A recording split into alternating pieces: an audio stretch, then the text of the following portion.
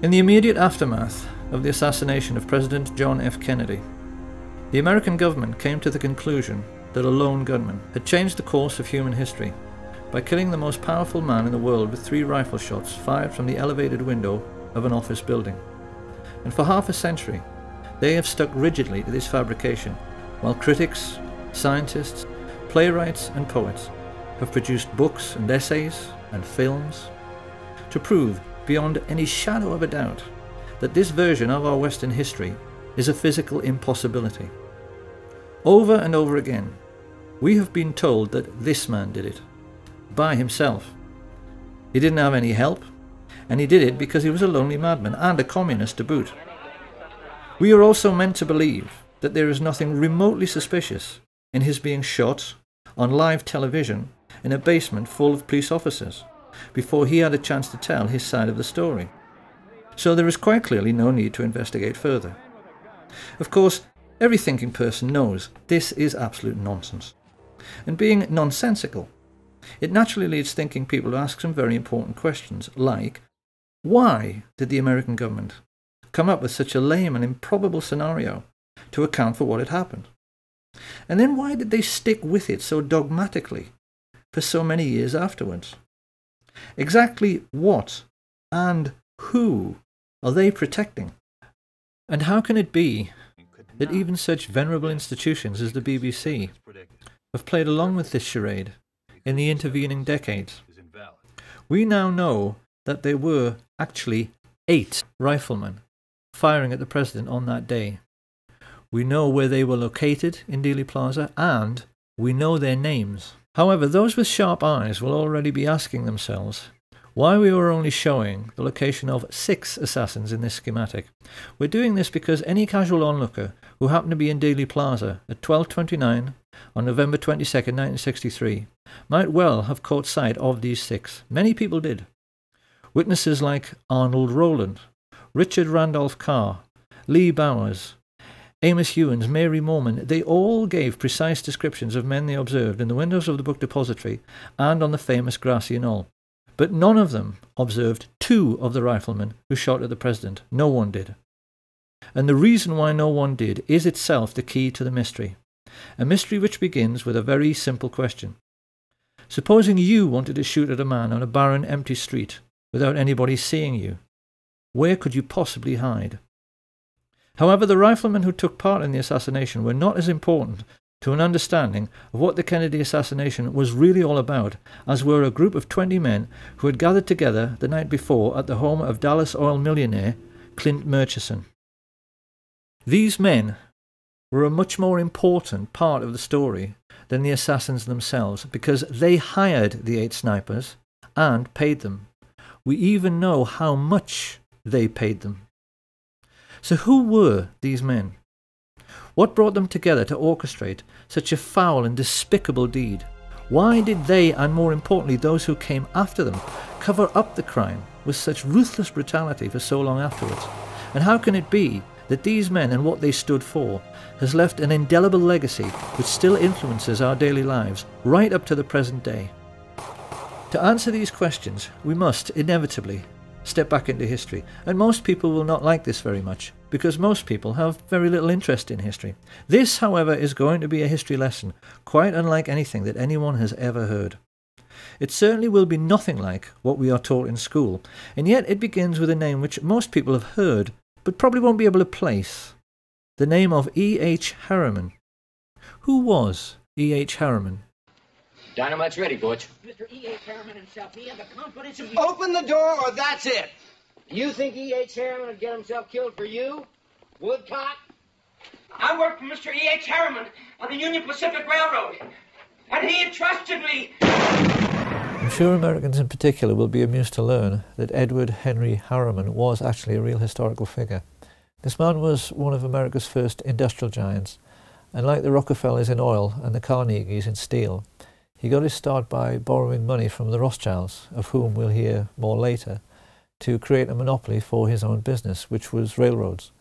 He was the 19th century railroad king. It was a monopoly which wouldn't be allowed today, and it helped in turn to create the Rockefeller oil monopoly. And this gave America's first industrial giants colossal power. These were the first people in human history, we mustn't forget, whose businesses were worth more than most countries. People whose fortunes dwarfed anything that the Caesars or the Tudors or the Medici ever dreamed of. So, being greedy, they used this power to engage in price fixing. Naturally, they formed a cartel. Their attitude was that they could charge whatever they liked for steel and oil and transporting goods on the railways. They knew that all American business was dependent on them, and they'd made sure there was no competition. So they could ignore market forces and charge pretty much whatever they liked. Now this naturally caused resentment, and it's very interesting that the press at that time started calling these first Illuminati bankers and industrialists robber barons. Of course, once these fortunes began to be made, others naturally tried to get in on the act. One who succeeded was J.P. Morgan, who became a private banker during this period. But modern critics have discovered that far from being the richest man in America everyone thought he was, it turned out upon his death that Morgan actually only owned 17% of Morgan Bank, and that like so many others he was simply a front for the Rothschild family. 5 years after E.H. Harriman died and handed on the business to his sons W. Averill Harriman and E. Rowland Harriman, this new breed of Western business moguls faced their first really big test with the coming of World War I. Once again, we must never forget that this was the first time in human history that a truly global conflict had been fought.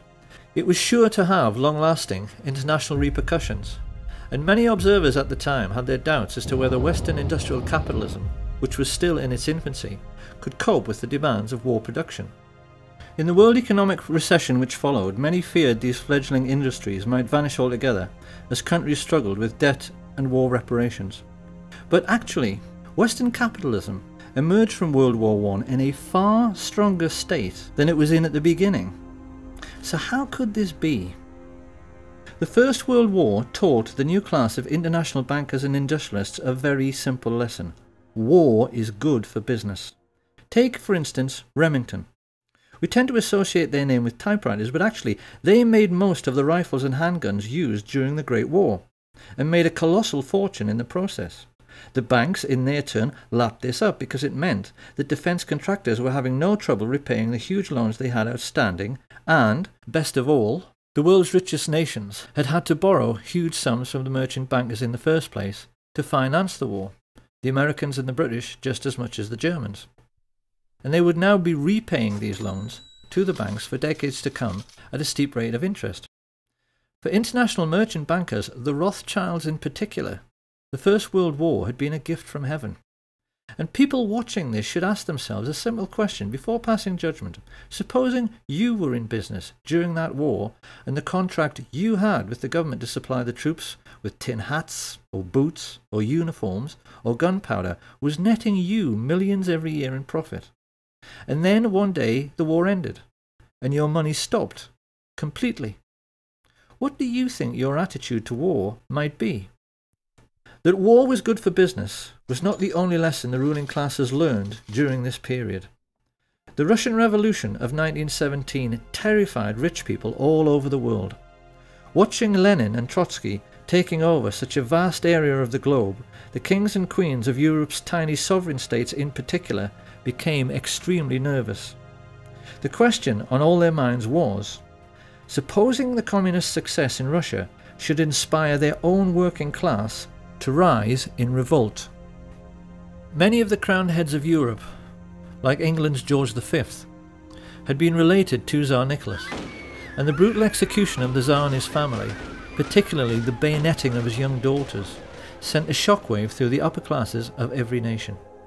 Did a similar fate lie in store for the royal families of Holland, Sweden, Spain and England?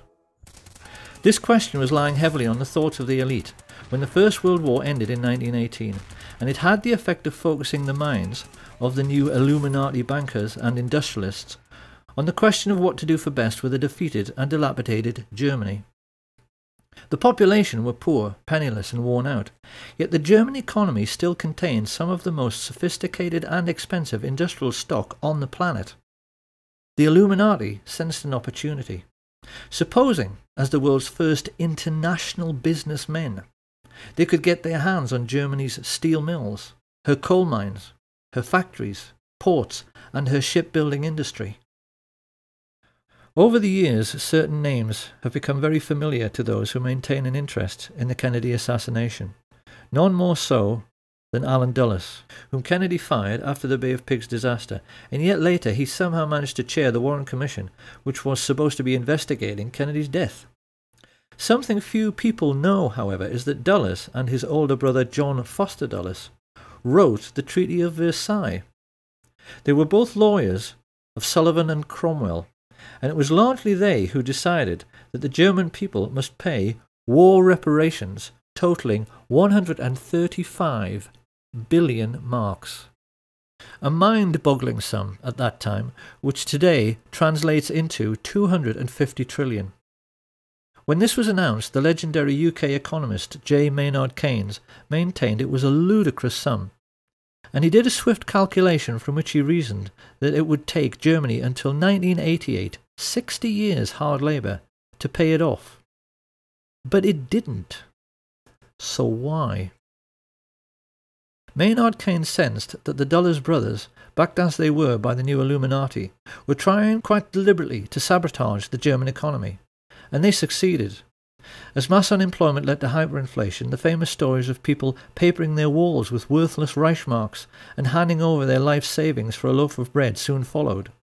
With German investors on their knees, the new Illuminati moved in and began buying up shares of stock in German industry at a knockdown price.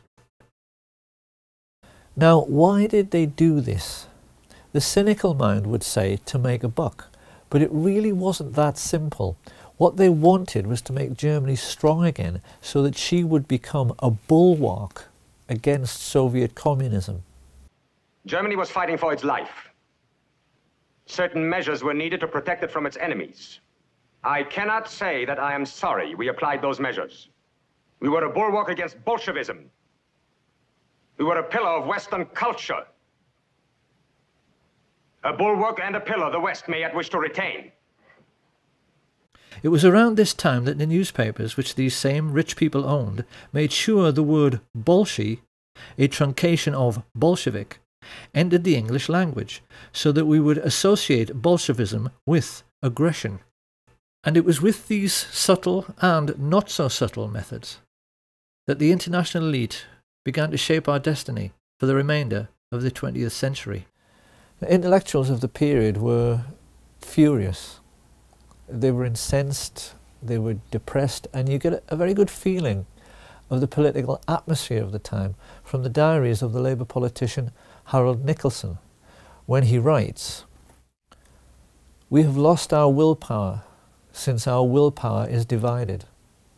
The people of the governing class think only of their own fortunes, which means hatred of the Reds. Our class interests cut across our national interests, and I go to bed in gloom." With such heavy investment coming into the country, particularly from America and Britain, Germany began to recover very rapidly. And then the new class of international financiers began searching around for a homegrown, authoritarian political movement they could support.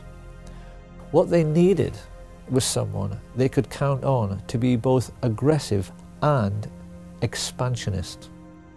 Ultra-right-wing causes, which at normal times would have been ignored and marginalised, were suddenly given very careful consideration, until finally the rich elite found a man and an idea which they felt might deliver the political outcome they desired.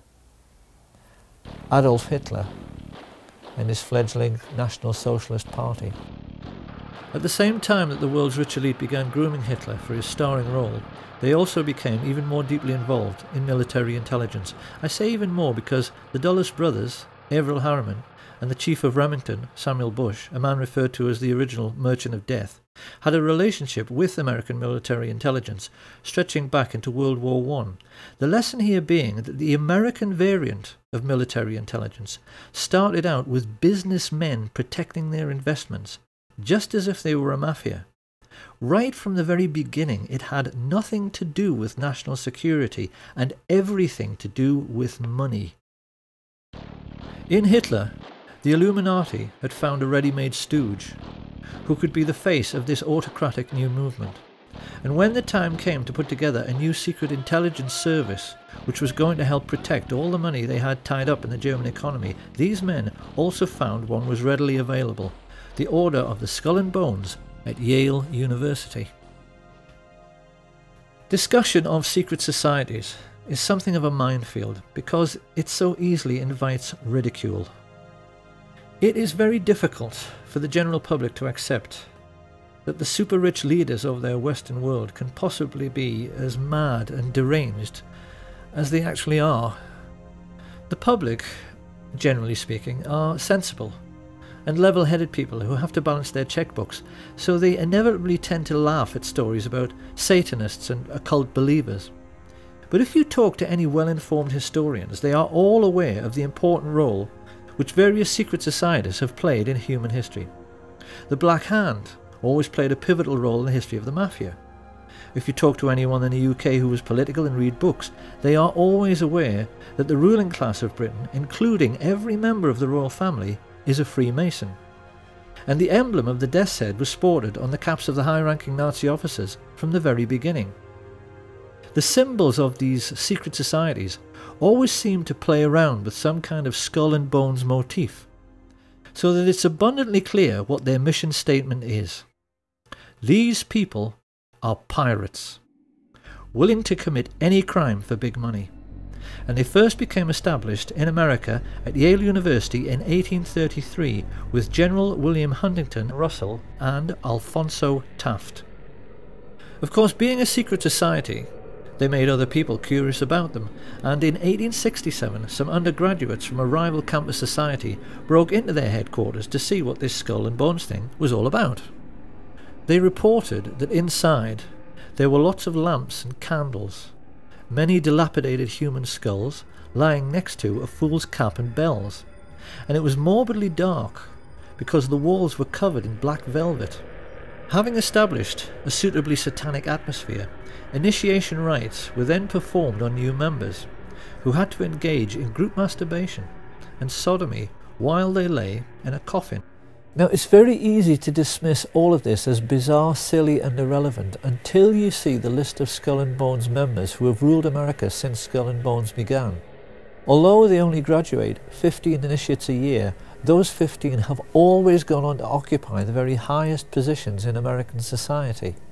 US Secretary of State William Max Evarts was a bonesman, as was Treasury Secretary Franklin McVeigh, Chief Justice Simeon Eben Baldwin, and the 27th President of the United States, William Howard Taft.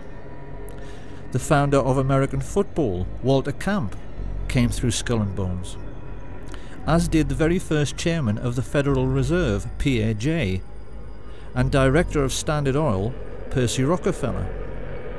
Averill Harriman, the son of E.H. Harriman and founder of Harriman Brothers, the largest investment bank in the world, was a bonesman, and so were both of the George Bush presidents. During his premiership, John F. Kennedy was surrounded by bonesmen like McGeorge Bundy and David Acheson, son of Dean Acheson. Kennedy knew these men refer to each other as brothers under the skin. They swear an oath of secrecy and then ruthlessly vow to help each other's careers in any way they can throughout their lives, even if it means committing murder. In Britain, every literate person knows that all of the top police officers are Freemasons, because if there are 10 candidates for a top job, a Mason will always select a brother Mason for the post. Skull and Bones works the same way, and JFK took this problem so seriously that he even made speeches warning America about the danger of secret societies. The very word secrecy is repugnant in a free and open society, and we are, as a people, inherently and historically. He knew the people on this list were neither silly nor irrelevant, because he knew they were the real holders of power in America, operating as they were, as an unelected shadow government accountable to no one.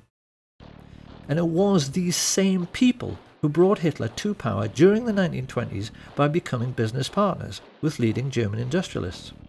The reality of the situation prevailing at that time can be very easily understood simply by looking at the cover of Fritz Thiesen's book, I Paid Hitler, on which he is depicted as a puppet master, controlling Hitler's strings. Thiesen was a billionaire industrialist. He was the man who built the Bismarck.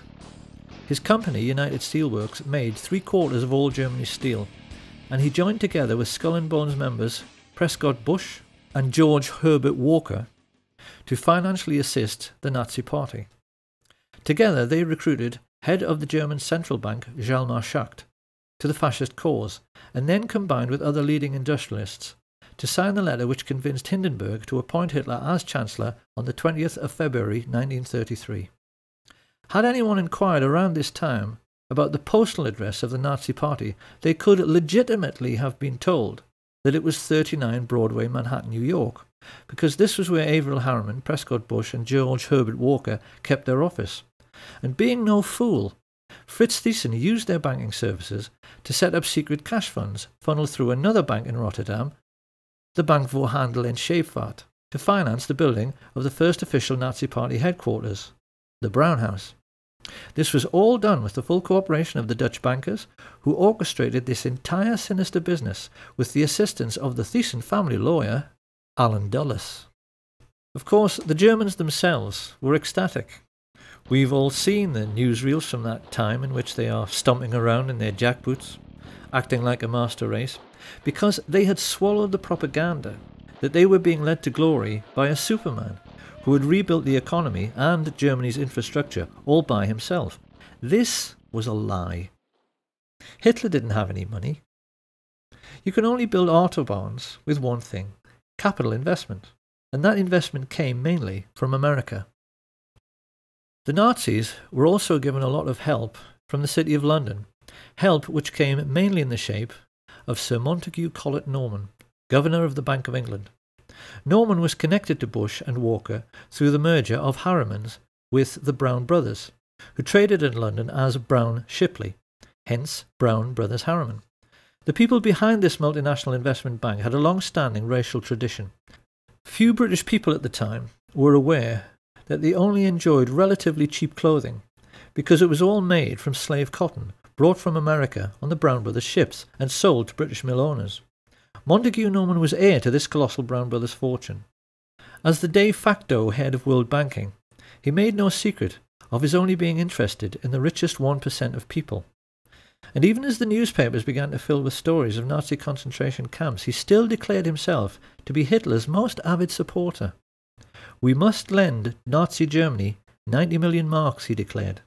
"It may never be repaid, but it will be less of a loss than the fall of Nazism." One might have thought Sir Montague's close personal friends, the royal family, would have been outraged by his comments. Nothing could be further from the truth. It is part of the remit of this film to try and make people aware of the tricks the rich play in order to control how we think. George Orwell once said that the ruling class in every age have tried to impose a false view of the world upon their followers. And there's no better example than the way in which the British have been duped into believing that their royal family are called Windsor and descend from English kings like Henry VIII. The British royal family are, actually, German, and their real name is Saxe-Coburg-Gotha. They only changed it to Windsor after Windsor Castle in 1917 to hide the fact that they were German during the First World War. Prince Harry, in honour of his German roots, has been known to dress as a Nazi on several occasions. Dozens of critics have pointed out that the Duke of Edinburgh's brother was the head of the Nazi SS. And King Edward VIII, before he abdicated to marry the American divorcee Wallis Simpson, visited Hitler to make it abundantly clear to the whole world that he too was a Nazi. He even signed his name Herzog von Windsor. Thinking people during this period realised that this whole thing with kissing up to the Führer somehow transcended national boundaries. The rich people from the most diverse countries had bonded together because they all shared a common goal. The kings and the queens and the international bankers and industrialists wanted to make certain communism could never succeed. They were determined they weren't going to finish up like the Russian royal family. and they were determined to hang on to their money. They were much more afraid of the ordinary working people in their own countries than they were of fascist Germany. And this prevailing sentiment amongst the world's ruling class led America's elite to attempt a fascist coup d'etat in 1934. I hope it will be plain to people by now that Hitler's economic miracle is the greatest myth in human history. There was no economic miracle. There are no miracles. And if there are, why can't the Germans do it all again now? If you want to construct a network of new roads and new steelworks and new factories, you need one thing: money. You need investment. And the investment didn't come from Hitler. It came from Brown Brothers Harriman and their business associate, Fritz Thyssen. It came from Hjalmar Schacht and his best friend, Sir Montague Collett Norman. It came from men like Axel Wenner-Gren, the Swedish multimillionaire arms manufacturer, and Charles Beddoes, the French business mogul. These people were all in the same bed with their Nazi friends, the Duke and Duchess of Windsor, the Dulles brothers, Prescott Sheldon Bush, and George Herbert Walker, with whom they'd created the Union Bank for laundering Nazi money. And with stage one of their plan for world domination complete, they now turned to the second phase, which was meant to be the overthrow of American democracy and the imposition of fascist government upon the United States. In order to pull this off, these Nazis raised money from America's richest families, many of whom, in this new consumerist society, had become household names. The Colgate family, the Birdseye family, the DuPont family, the Rockefeller family. These people handed over millions to the American financiers of Hitler so they could hire, train and supply a private army which would attempt to overthrow the democratically elected government of Franklin Delano Roosevelt and impose fascist dictatorship in America. Of course, it's natural to wonder, considering they had such advantages, how on earth they failed to pull it off.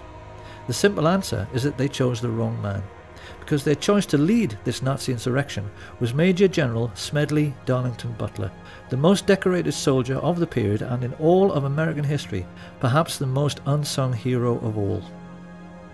Because Smedley Butler was the most genuine Democrat and lover of liberty the world has ever seen. I appeared before the Congressional Committee, the highest representation of the American people, under subpoena to tell what I knew of activities which I believe might lead to an attempt to set up a fascist dictatorship.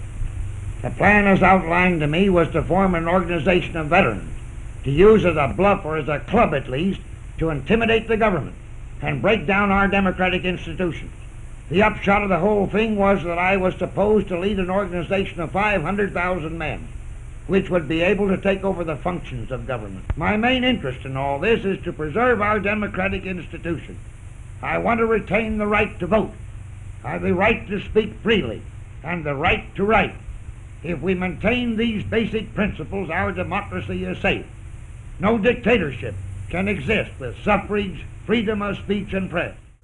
Smedley Butler tricked the plotters into thinking he was interested for just long enough until he was sure who all the major players were, and then he told the president. This put FDR in a quite impossible position. America at that time was just coming out of the Great Depression. The last thing he wanted was to cause another economic downturn, and he feared that if he scooped up all the leading bankers and captains of industry in the United States and threw them all in jail, the country just might fall apart. So what could he do? To Smedley Butler's utter incredulity, he chose, in the end, to do nothing. In spite of the fact that these men had committed treason and should have been hanged, their power was such that they were not even charged, let alone tried.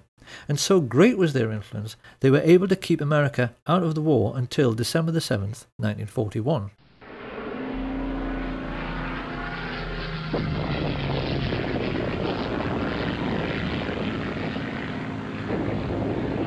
With the Japanese attack on Pearl Harbor, Roosevelt finally realized he had to do something.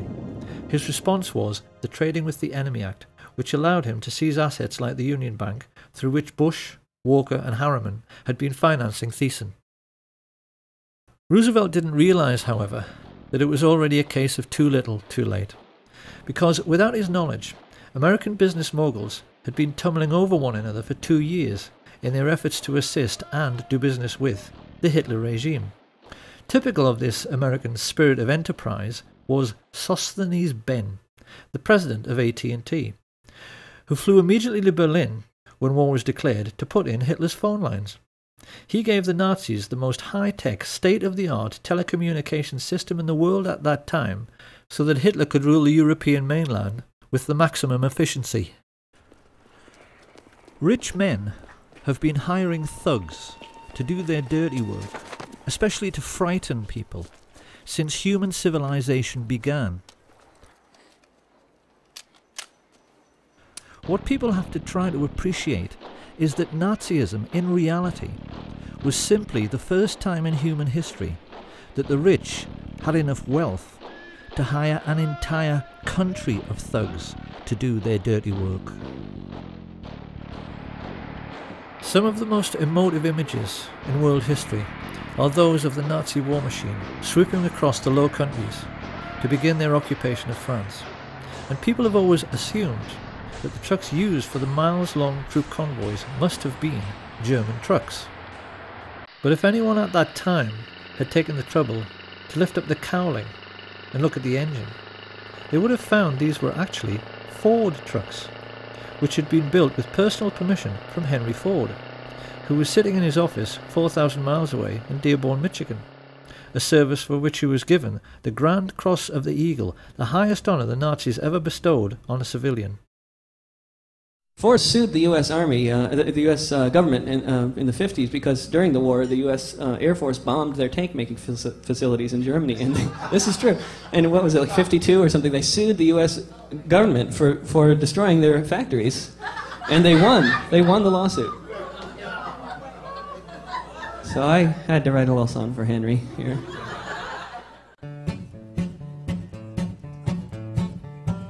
Ford built tanks for the Nazis, and the Nazis used those tanks to gun down lots of soldiers in the U.S. Army ranks. Yes, Henry Ford was a fascist, and a nasty one was he. He built tanks for anyone for the proper fee. Hitler so admired Henry Ford, he kept a life-size portrait of him on the wall next to his desk, and even his legendary Panzer tanks were tainted by these sorts of practices, because they were made by I.G. Farben, who had entered into a cartel with the Rockefellers' Standard Oil. The government in Washington knew all about this, and largely did nothing. Licensing arrangements for trading with the enemy in wartime were issued without any fuss, even to the extent that after the occupation of France, the Chase and Morgan banks in Paris simply carried on doing business as usual. The incredible truth, which the rich elite have managed to hide from the world for 70 years through their control over school books and our education system, is that the Nazi war machine was actually an American business. And for the Rockefellers, DuPonts, Harrimans, Walkers and Bushes in particular, it was a highly lucrative business.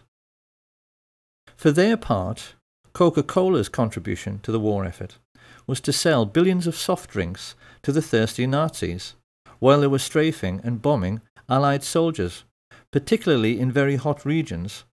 In the desert, where refrigerators tend to be scarce, there were even stories of Messerschmitt pilots wrapping wet towels around bottles of Coke, tying them to their aircraft, then flying up to altitude, where the cold and the wind chill turned the wet towel into a solid block of ice.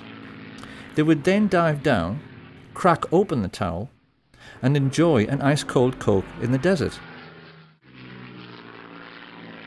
If they had wanted to, the Western multinationals could have grounded the Luftwaffe and stopped the war at any time, because the German aircraft were totally dependent on imported supplies of tetraethyl lead, an additive which prevents knocking in aero engines. But Standard Oil kept the supply of this vital resource going through neutral Switzerland for the entire war.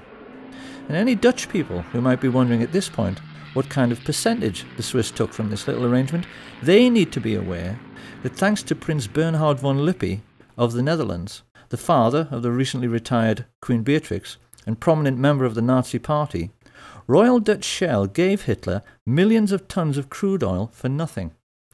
The Dutch royal family actually fueled the invasion force which annexed Holland and were instrumental in helping the Nazis to rape their own country.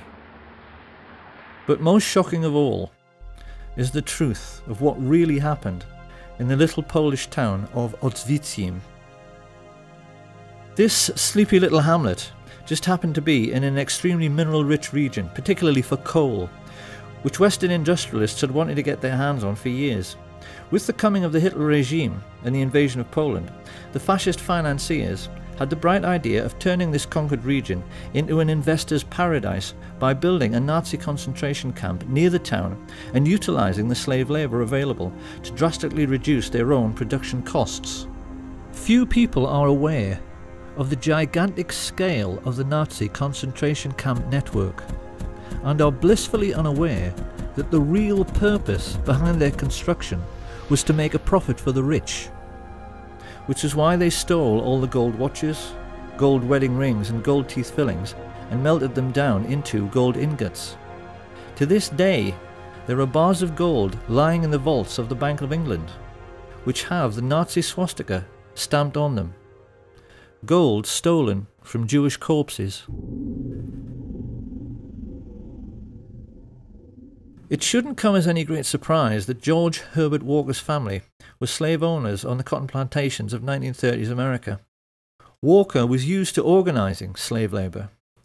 So while his business associate, Averell Harriman, was paying for Hitler's 500,000 SS troops and supplying them all with brand new Thompson submachine guns, because he did, Walker took over the management of this new Polish concentration camp. And when his Nazi friends started complaining that they couldn't pronounce the name Oświęcim any better than I can, they all got together and decided they had better Germanize the name into something which sat more comfortably on Nazi tongues. It was in this way that the world first heard of Auschwitz. Because the truth about Auschwitz and the entire Nazi war machine is that they were essentially no different to McDonald's. They were American business enterprises abroad, businesses which the richest European families invested in, and businesses which, because of slave labour, made obscene profits, which Prescott Sheldon Bush took and placed in a blind trust, which later financed a Bush political dynasty which produced two presidents of the United States, his son, George Herbert Walker Bush, and his grandson, George Walker Bush. This picture of the railway leading into Auschwitz has, since World War II, become the iconic image of the Holocaust. To us it now represents something like the gate to hell. But how differently, one wonders, would we have looked at this image all of our lives if we had always known that this railway line was an American railway line laid by the Harriman brothers on behalf of Uncle Sam. The Standard Oil IG Farben cartel even made the Zyklon B gas for the Jewish Holocaust. Now, anyone who at this point is thinking that all this simply cannot be true, because if it was, someone would have sued, well, someone did. This information came into the public domain because of a Dutch intelligence agent who was so disgusted when he found all of this out, he leaked it to the press, as a result of which two very senior Jewish gentlemen, Kurt Julius Goldstein and Peter Gingold, filed suit against the American government. Of course, the more discriminating among us will now be asking how it can be that this story went completely unreported in the mainstream media. One might just as well ask why the Times in London was writing favourable stories about the Nazi concentration camps throughout the 1930s, and why Lord Rothermere was still referring to Hitler as a great gentleman as late as 1940. You really would think by now that people would have realised that it isn't so much the bias in the media which really matters, it's the things they know about, but never tell you, that really matter. Because the truth is that the press knew exactly what was going on in the concentration camps all through the war. They never said a word about it, because they knew who was making money from the slave labour. Now, it's very easy to imagine what the response of a conservative politician, American or British, would be to all of this. If all of this is true, he's bound to ask why nobody said a word about American industrialists building Hitler's war machine at the Nuremberg trials. How come it never got mentioned? Where's the responsibility of the Vatican, who signed in 1933 the Concordat with Hitler, giving him his first tremendous prestige. Are we now to find the Vatican guilty? Where's the responsibility of the world leader Winston Churchill, who said in an open letter to the London Times in 1938, 1938, Your Honor, were England to suffer national disaster, I should pray to God to send a man of the strength of mind and will of an Adolf Hitler. Are we now to find Winston Churchill guilty? Where's the responsibility of those American industrialists who helped Hitler to rebuild his armaments and profited by that rebuilding? Are we now to find the American industrialists guilty? No, Your Honor, no. Germany alone is not guilty. The whole world is as responsible for Hitler as Germany. It is an easy thing to condemn one man in the dark. It is easy to condemn the German people, to speak of the basic flaw in the German character that allowed Hitler to rise to power. But at the same time, comfortably ignore the basic flaw of character that made the Russians sign pacts with him. Winston Churchill praise him. American industrialists profit by him. American industrialists profit by him. Profit by him. Profit by him. Profit by him. Profit by him. Profit by him. Profit by him. Profit by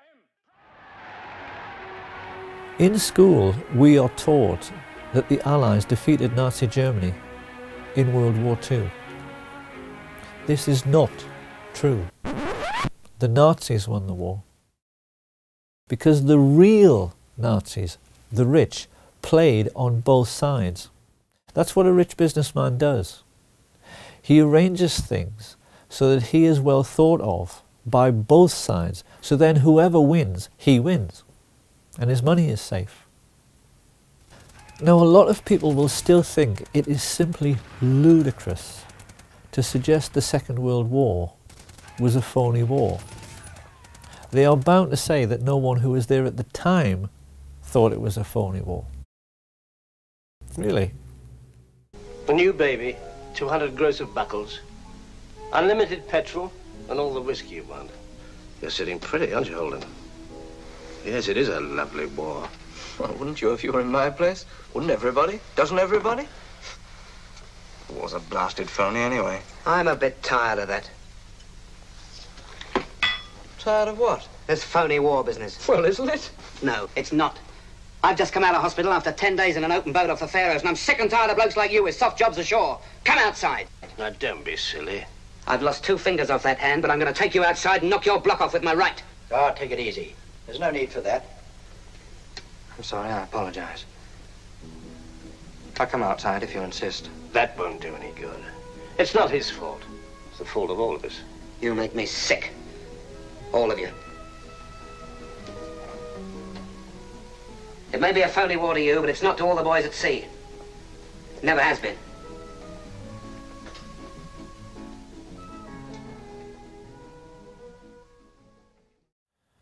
Now, obviously, the British and the Dutch in particular will have a very hard time accepting that their royal family profited from Nazi concentration camp slave labour. But if you go online, there is so much about this on the internet now. It's become plain that historians are more and more proving that those days were really all about the Western world's rich coming together to fund a Nazi war machine which was meant to protect them from the Soviets. The Duke of Edinburgh practically admitted this when he said, "In those days we were anti-communist because the Russians killed half my bloody family." And when this cabal of secret Nazis got together to discuss how they were going to pay for this Nazi war machine, because rich people never accept a loss, they hired a psychopath, Hitler, who they knew would go along with their building concentration camps so that slave labour would pay for all the planes and the tanks and the guns. And you can see in the more intelligent movies from that period, like Hitchcock's Saboteur, that the artists and writers of that time knew the rich were fascist and completely understood what they were really up to. Why is it that you sneer every time you refer to this country? You've done pretty well here. I don't get it. No, you wouldn't. You're one of the ardent believers, a good American. Oh, there are millions like you. People that plod along without asking questions. I hate to use the word stupid, but it seems to be the only one that applies. the great masses, the moron millions. Well, there are a few of us who are unwilling to just troop along. A few of us who are clever enough to see that there's much more to be done than just live small, complacent lives. A few of us in America who desire a more profitable type of government. When you think about it, Mr. Kane, the competence of totalitarian nations is much higher than ours. They get things done. Yeah, they get things done. They bomb cities, sink ships, torture and murder so you and your friends can eat off of gold plate. It's a great philosophy. I neither intend to be bombed nor sunk, Mr. Kane. That's why I'm leaving now.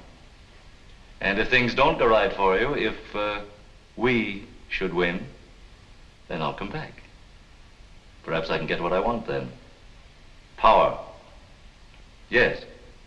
I want that as much as you want your comfort or your job or that girl. We all have different tastes, as you can see.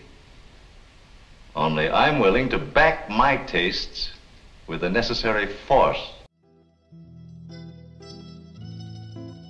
Where was the mafia while all this was going on?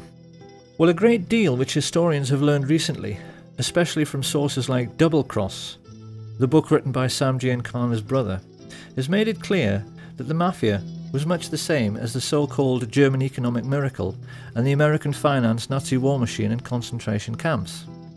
The mob in reality was a very different animal from the one portrayed by the movies and the media. American feature films have tended to focus on the exploits of gangsters like Richard Kane, the famous crime-busting Chicago cop who was planted in the police force to be a spy for Giancana, and hoods like Charles Nicoletti and Milwaukee Phil Aldericio, two of his favourite hitmen, who built their own hitmobile so they could shoot people from the back of a moving car. Amongst many other atrocities this pair committed was one in which they forced the head of Billy McCarthy into a vice and squeezed until his eyeball popped out, an incident which a certain American film director felt was so entertaining he included it in one of his movies. What most people have failed to realise, however, is that in most cases the mafia chieftains who actually ran organised crime did not approve, generally speaking, of these acts of gross brutality. Not that they gave a damn about morals, but the cleverest amongst them, like Paul the waiter Rica, realised that sensationalised events like the St. Valentine's Day massacre produced public outrage and a crackdown on their illegal activities. Rica realised that the effectiveness of mobsters like Diamond Joe Esposito came from keeping a low profile. And it was the mafia bosses who learned this lesson best, Santos Trafficante and Sam Giancana in particular, who in later years became the most successful. Even today, few Americans appreciate the extent to which their country was being controlled by organised crime in the 1930s. The mob were in total control of Hollywood, because all the union labour needed to make films, carpenters, set construction, catering, they were all under the control of the mob. In particular, the control of the Teamsters Union, the drivers and haulage people who made essential deliveries to absolutely everyone, meant that virtually all American business was caught in the web of mafia racketeering. Studio bosses like Harry Cohn, Louis B. Mayer, and the Warner Brothers knew they had to play along to get anything done at all. The big studio heads, like all rich businessmen, found they were forced to become friends with mafia dons.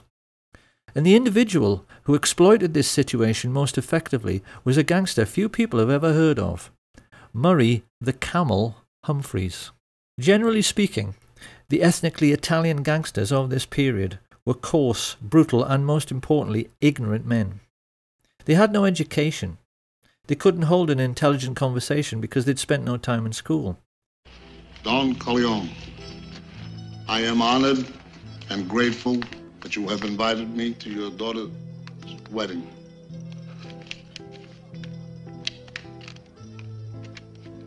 On the day of your daughter's wedding. This made doing business with refined and sophisticated entrepreneurs difficult, not to say embarrassing. And Sam Giancana was quick to spot this. So whenever a business deal needed to be made by someone with style and sophistication, he would send along his silver-tongued Welshman, Murray the Camel, so called because he was known for being sartorial and for cutting a dash in expensive camel hair coats. Humphreys became a crucial figure during the pre-war period because his contact with the luminaries of Hollywood meant he received invitations from senior politicians who wanted to rub shoulders with stars like Clark Gable, George Raft, Cary Grant, Gary Cooper, Marilyn Monroe and Frank Sinatra, all of whom were mafia-controlled and used by the mob as bagmen, moving colossal sums of money around the country, because Giancana cynically realised the authorities were too starstruck to ever check their luggage. He even used a priest for the same purpose, who he referred to as Father Cash. And just as the priest was happy to take his percentage, so the politicians, who Giancana always maintained were the easiest to corrupt, were happy to do the same. In Esposito's time, he had boasted of buying votes for Calvin Coolidge. By the time of World War II, Sam Giancana was boasting to his younger brother, "We own the White House." He was adamant that every state governor, congressman and senior judge in the country was on the take, and the mob's most spectacular success, as they sought control over all the big players, was their corrupting of FBI Director J. Edgar Hoover. It's become fairly widely known in recent years that Hoover was a transvestite homosexual. What is less well known is the elaborate scheme he dreamed up for accepting mafia bribes.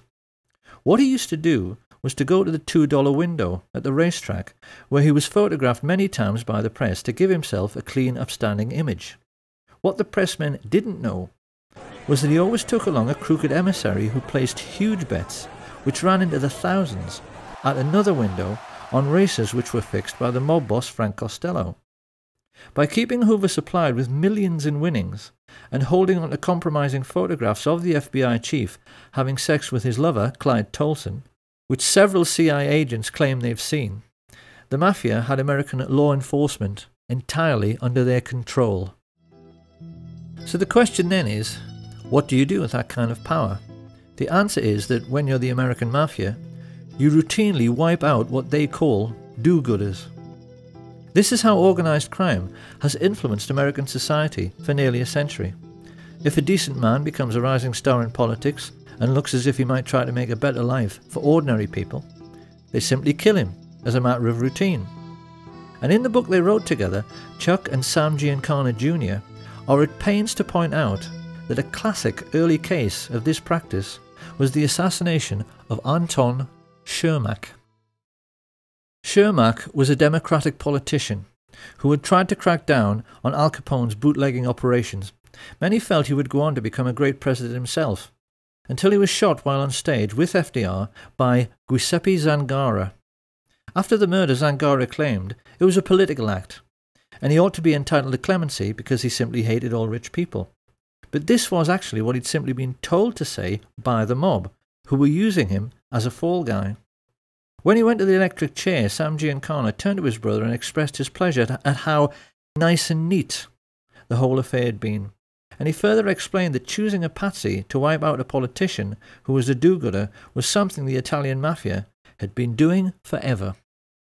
It was a practice as old as the Sicilian hills, and he was amazed at how the mafia kept getting away with it, because you really would think people would catch on. This was 1935.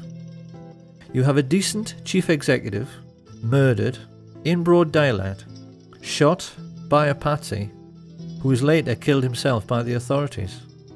Does this sound familiar? However, even in Shermack's time, the mob could not be said to be in complete control of American life, because while they controlled the streets through their influence over politics and the justice system, they were not yet in control of the United States military or its mainstream media. Tragically, this all started to change with a series of events which began with the scuttling of the SS Normandie by a Manhattan-based Nazi agent. This was February the 9th, 1942. And having just joined the war, the United States was trying to keep its allies supplied with vital war material, using convoys which were loaded on the waterfront and sailed almost every day out of New York Harbor. As everyone knows, many fell prey to the wolf packs of German U-boats, and the Normandy had been designed for much greater speed specifically so that she could outrun them. When she fell to sabotage, it was a colossal blow to the Allied war effort, and in response a naval intelligence officer, Anthony Marslow, decided to enlist the help of the New York Mafia because he knew they were in control of all commercial activity on the docks. The subterfuge by foreign intelligence agents ceased, but the price America paid was calamitous, because getting the Mafia's help meant getting permission from the boss of bosses, Lucky Lucanio. It is one of history's great ironies that the United States government went crawling to the Mafia for help at a moment when the mob themselves had just been severely weakened and could have been crushed altogether by an administration with enough political will. The notorious Lucanio had just started a 40-year prison sentence in Great Meadow Penitentiary, and most of his Sicilian gangsters back home were already behind bars, having been caught up in Mussolini's Mafia purge. Being himself Italian, Mussolini knew there was only one way to deal with the Mafia, and when he came to power, he ordered his iron prefect, Cesare More, to simply lock up all the Mafia families in Sicily, which wasn't exactly difficult because everybody knew who they were. Of course, after the Allied invasion of Sicily, Marslow then compounded his error by choosing Sicilian Americans like New York Mayor Charles Paletti and OSS officer Joseph Russo, whose father was born in Corleone, to head AMGOT, the Allied military government, whose job it was to restore community cohesion on the island. And of course, their way of doing this was not only to let all the mafiosi out of jail, they even made known mob bosses like Genco Russo and Don Calogero Vizzini into the heads of local government and gave them full civilian and military power over the island. So this was the accident of history through which the Mafia began its relationship with American military intelligence. It was a catastrophe for Italy, which has been ruled over by organised crime ever since. It was a catastrophe for Sicily, which suffered a brutal murder every 3 days in the post-war period, and it was a catastrophe for America, which saw many once vibrant communities, particularly in New Jersey, have the heart ripped out of them by Mafia extortion and drug dealing. Lucky Luciano was deported after being released from jail, and having found a kindred spirit in another secret organisation, the newly created Central Intelligence Agency, he was then able to combine the activities of organised crime, particularly international drug running, with smuggling of American-made weapons. This unholy alliance gave the world its first ever pirates who flew aeroplanes. That's what these people became. Pirates with aeroplanes. The CIA became the world's primary import-export of narcotics, and used the colossal profits to fuel wars around the world, thereby enabling their friends in the military-industrial complex to sell yet more weapons. Under the disguise of liberal democracy, these men, who had financed Hitler, became the enemies of liberty and democracy on a planet-wide basis. And as if to underline their Nazi credentials, they also hired all of the former German Nazi intelligence officers, like Reinhard Gehlen, who were out of a job at the end of the war, and brought them into the fold at the beginning of the Cold War, even though they were perfectly well aware that these men had committed genocide and should have been prosecuted as war criminals. Their attitude, quite clearly, was that as they had paid for Nazi Germany, they were entitled to pick over its carcass in any way they chose. This was yet another political catastrophe for the United States, because these were the people who put together the notorious Operation Paperclip, which rounded up all of the Nazi rocket scientists, like Werner von Braun, and put them to work for their new American Nazi owners to give them, for the first time in human history, ICBMs with nuclear warheads. They became the first men ever to have the power to destroy the whole world at the touch of a button, and it was clear to many observers at the time that it all rather went to their heads. I can no longer sit back and allow communist infiltration, communist indoctrination, communist subversion, and the international communist conspiracy to sap and impurify all of our precious bodily fluids. They saw themselves as giants, who were looking down and laughing upon this planet of tiny fools who were stupid enough to go on and on killing each other, while they sold arms to both sides throughout the Second World War. Focke-Wulf aeroplanes, which bombed American soldiers, were manufactured by IT&T. Allied sailors were drowning in a freezing North Atlantic because their convoys were sunk by guns of Nazi battleships, which swiveled on American-made ball bearings. American soldiers were crushed under the wheels of tanks and trucks made by Henry Ford and John Rockefeller, and gassed to death by the same people. Sam Giancana took the trouble to explain how this cynical process worked by composing just one terse, simple sentence, which his brother wrote down for posterity. "People give their lives," he said, "just so a few fat cats can make a killing." And this was precisely what Smedley Butler had tried to explain to the world with his book, War is Just a Racket. At the war's end, the rich elite found fortune continuing to smile on them. Firstly, they were able to control the utter farce of the Nuremberg trials, which should have hanged every single American merchant banker and leading industrialist. As it was, their contribution to World War II remained hidden from public scrutiny, and they were even allowed to gerrymander light sentences for their German Nazi friends, like Hjalmar Schacht, who got off with just a few years and later retired as a billionaire.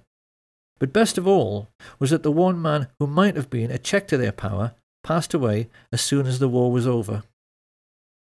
And with President Roosevelt gone, and their first Nazi glove puppet Hitler also deceased, it became necessary for Prescott Bush to find another young politician to sponsor.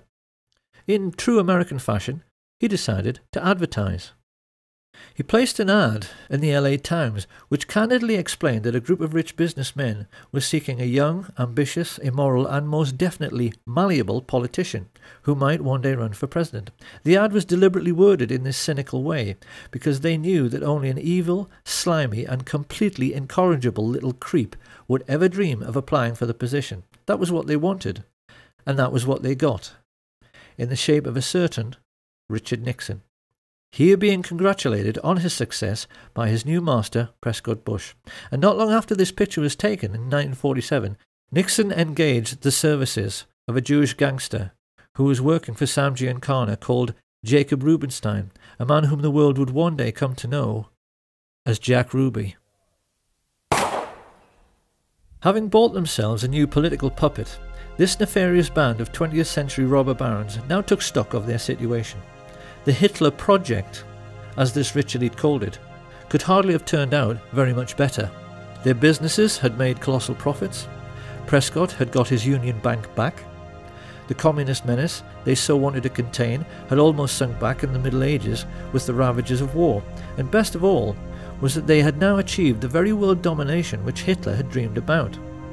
They knew that in this new age of modern telecommunications and high-speed jet travel, they had become the first group of robber barons in human history to dominate the entire globe, because they realized there was now absolutely no one left who could stop them from doing whatever they wanted to do next. However, they also realized that bombed out and dilapidated Europe would not be able to bear another war for many decades. This was why they now decided that their obscene business profits could only keep coming in if they moved their game of phony war into the Third World. And this was how the CIA came to instigate conflict throughout the Middle East, Southeast Asia and Central America. Chuck Giancana well remembers a conversation which he had with his mafia boss brother Sam during this period, in which he questioned him with genuine anxiety about the communist menace spreading throughout the world. The TV news was painting a sinister picture of a Soviet enemy with millions of fifth columnists, which was intent upon taking over the entire planet. Hadn't he heard of the domino theory and wasn't he worried about it? In response, Sam Giancana simply smiled at his kid brother's naivety, and he asked him, didn't he realise that the United States, by which he meant the shadow government, not the official one, wanted to take over the world as well, and that the whole idea of communism was just the excuse they were using to do it? He told him that in China they had already succeeded in getting a member of the Chinese mafia, a brutal gangster called Mao Zedong, into power, just so they could sell more cigarettes in Asia. Communism was just their excuse. And it was pretty much the same story in the Philippines, with a crooked politician the mafia levered into power called Ferdinand Marcos. As for the United States, Big Brother Sam explained that the fat cats were fully aware that Americans will do anything for patriotism. Hence, you must always provide them with an enemy, a boogeyman. They won't overwork themselves just to make huge profits for fat cats, for any other reason. So new enemies had to be found or created. This is what Joe McCarthy's Reds under the bed scare had really been all about. And they used the same excuse in Laos, Chile, Guatemala, El Salvador, Iran, Honduras, Vietnam and Cuba. If a small country refused to go along with American business interests, which basically meant with the rights of Western multinationals to pay slave wages to third world peasant farmers growing commodities like tobacco or sugar or fruit, they simply labelled them as communist, assassinated the democratically elected head of state with teams recruited from their secret societies, the Central Intelligence Agency and the Mafia, and put in a man favourable to their interests, as with the Shah in Iran. Simple. And even more to this, Giancana explained to his brother that the political game at home had to be played in the same way as the phony war game abroad. The lesson was that a businessman always protects his interests by playing both sides. Sam Giancana knew that the Second World War had been exactly the same as all the CIA's covert wars during the 1950s. They were conducted in order to make more money for the super-rich, because in every case they were selling weapons and fuel to both sides just as they had the Germans.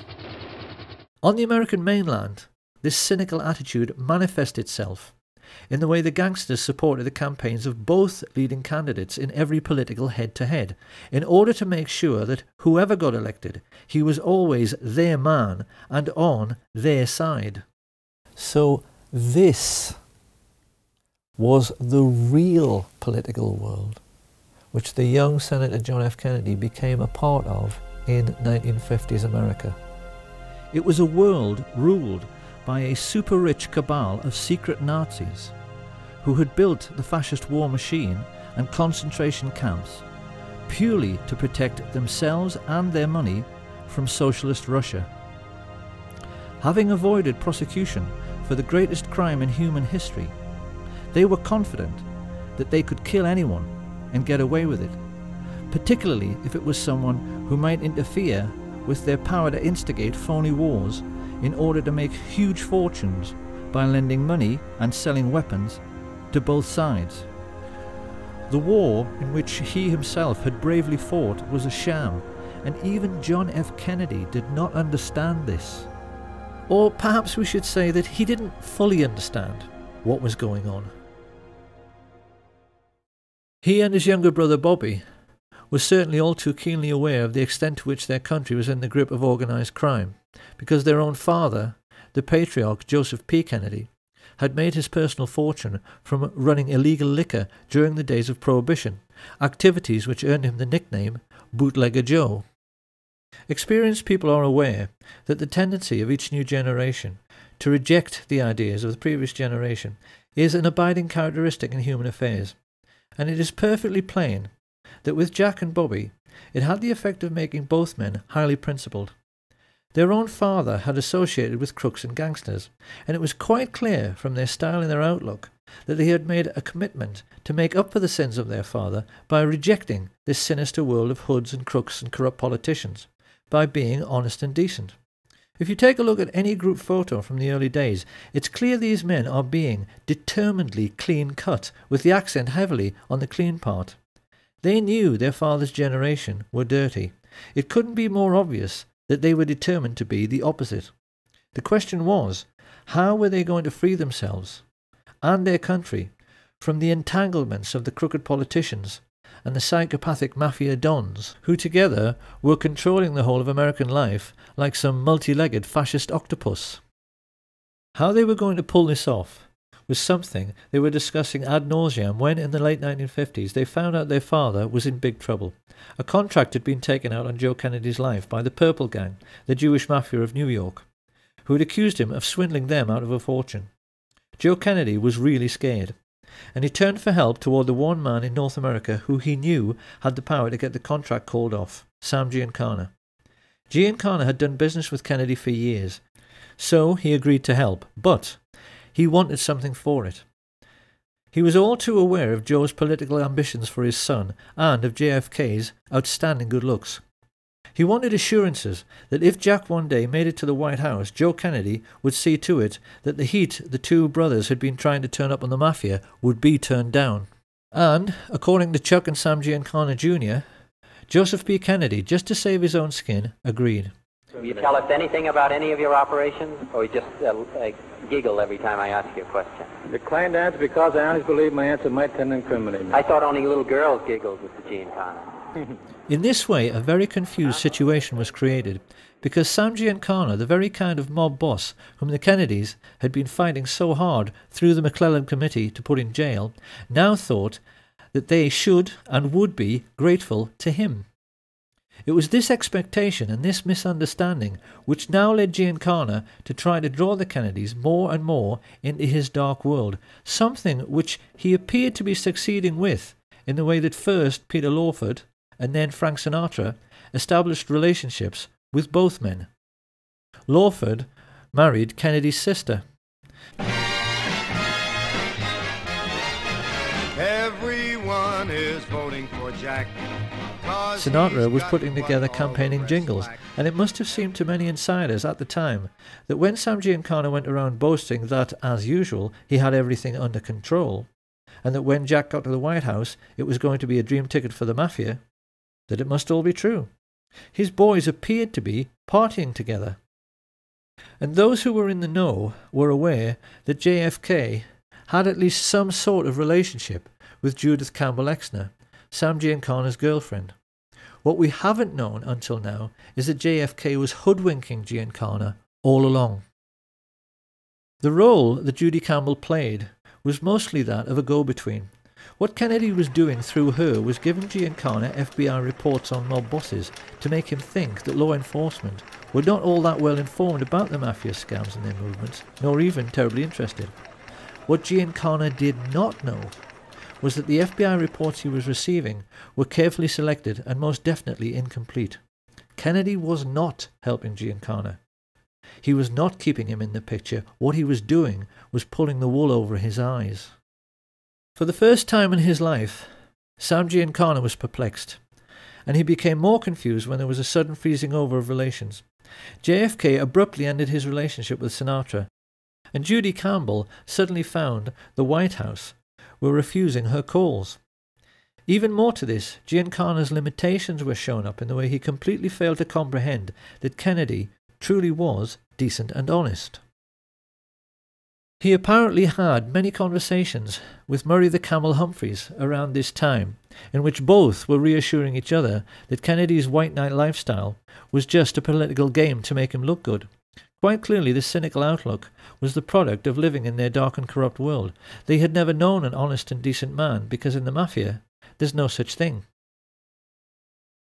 There is no record of what was said during the 3 meetings which JFK had with Giancana and his father at the Fontainebleau Hotel just prior to the 1960 general election. But it does now seem that in this most titanic battle of wits between the craftiest criminal in America and the most brilliant politician the world had ever seen, Kennedy had won. He had played the mafia at their own game, and played it better. Why did John F. Kennedy do this? Because he must have known just what a dangerous game he was playing. There certainly appears to be no doubt, now that we ourselves are aware of the all-pervading influence of organised crime in America at that time, that this brave and decent and honest man had realised that he could never get rid of the mafia and their dirty fascist friends in politics, industry and banking without first enlisting their help. He had to trick them. And with this new understanding, we can now see, for the first time, with the correct perspective, the motives, characters, intrigues and diverse political interests which were gathering against President Kennedy when he took the oath of office. Organised crime were fearful of JFK before he ascended to power, because the shrewdest amongst them were getting a sense that he had outfoxed and outmanoeuvred the all-powerful mafia bosses. But the big mistake researchers have made in the past has been to not understand that every American oligarch, the big oil men, the captains of industry, the merchant bankers, the intelligence chiefs, were all crooks and gangsters as well. The biggest crook in the land was the head of law enforcement, J. Edgar Hoover. This is what historians have failed to understand until now. When JFK appointed his 32-year-old kid brother to the post of Attorney General, these people collectively froze. It now fully hit home that JFK really was honest and decent. It hit home that he wanted to make his country as honest and decent as he was, and that he actually believed that with the help of his energetic and determined crime-busting brother that he could do it. His attitude, of course, stood in marked contrast to the man whom Kennedy was saddled with as his running mate. Anyone who has any doubts about the moral rectitude of the average American politician of that time has only to look at the career of Lyndon Baines Johnson to see that, generally speaking, they were worse than the Mafia itself. From his involvement with the Box 13 scandal and through all of his dealings with his crooked Texan business associate Billy Solestes, LBJ proved again and again that he was every bit as unscrupulous as any mob boss and willing to do absolutely anything for power. This was a man who'd had his own sister, Josepha, murdered by his personal hitman, a highly intelligent and psychopathic killer named Malcolm Wallace, who later shot dead the golf professional John Douglas Kinzer. When this case came to court, it revealed to the American public how totally corrupt the justice system had become, because LBJ was able to get Wallace off with a 5-year suspended sentence. Found guilty of murder one, he walked free that very day. This was the sort of corruption which was running rife through the American political system when Fidel Castro overthrew the right-wing government of Fulgencio Batista in 1959. Few people are aware that by this advanced stage in their relationship, the CIA and the Mafia were together employing the Giancana tactic of supporting both sides in a war. For many years beforehand, they had been supporting Castro, and not just the Batista regime, as many think, by smuggling in both arms and mercenaries to aid the peasant farmers.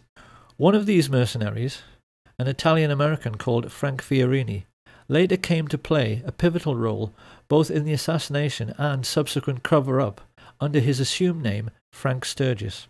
Sturgis and Castro were photographed together many times during the Cuban Revolution. But after Castro enlisted the help of the Russian Soviets, Sturgis turned against him. Like many in the CIA Mafia network, he felt double-crossed when Castro closed the island's casinos and nationalized all Cuban business. He therefore joined forces with men like Bernard Barker, Batista's former secret police chief, and other Cuban expats who had fled en masse to Miami, Florida, and who now sat together on the American mainland as a very disgruntled and highly politicized splinter group. Of course, to the American Nazis who had bankrolled Hitler, this was intolerable. It was a commercial disaster. Coca-Cola had made millions in easy profits using dirt-cheap Cuban sugar grown by dirt-poor Cuban peasants. They were now being told by an upstart third-world dictator that they would have to pay for sugar at the normal market rate, and the Mafia were losing millions every single day from the loss of illegal gambling. America's Nazi shadow government therefore decided that someone was going to have to mould this loosely knit group of disgruntled anti-Castro Cubans into a crack invasion force to retake the island. Having put their heads together, Dulles and Harriman and Richard Bissell decided this would be an excellent job for Prescott's eldest son, George Herbert Walker Bush, a chance for him to prove himself, along with one of his Texas oil business associates, Jack Alston Crichton. Together, these two recruited and trained the Cubans for several terrorist groups known as Operation 40, Alpha 66, ZR Rifle, and Operation Mongoose. Renegade bands of merciless assassins who would kill Castro and who could later be counted on to eliminate any other third world leaders who dared to interfere with American commercial interests. It was this diverse and unsavory stream of political intrigue which produced President Kennedy's first great political crisis, the Bay of Pigs, in 1962. By this time, JFK was well aware that the CIA was something much more like a private firm or a family. He wasn't surprised when they invaded Cuba without his permission, because he knew they were totally out of control. His antipathy led him to cancel the promised air support, and inevitably the invasion failed. The anti-Castro Cubans were mostly captured, and Kennedy then tried to add insult to injury by ordering J. Edgar Hoover's FBI to close down the camps where the Cubans were trained.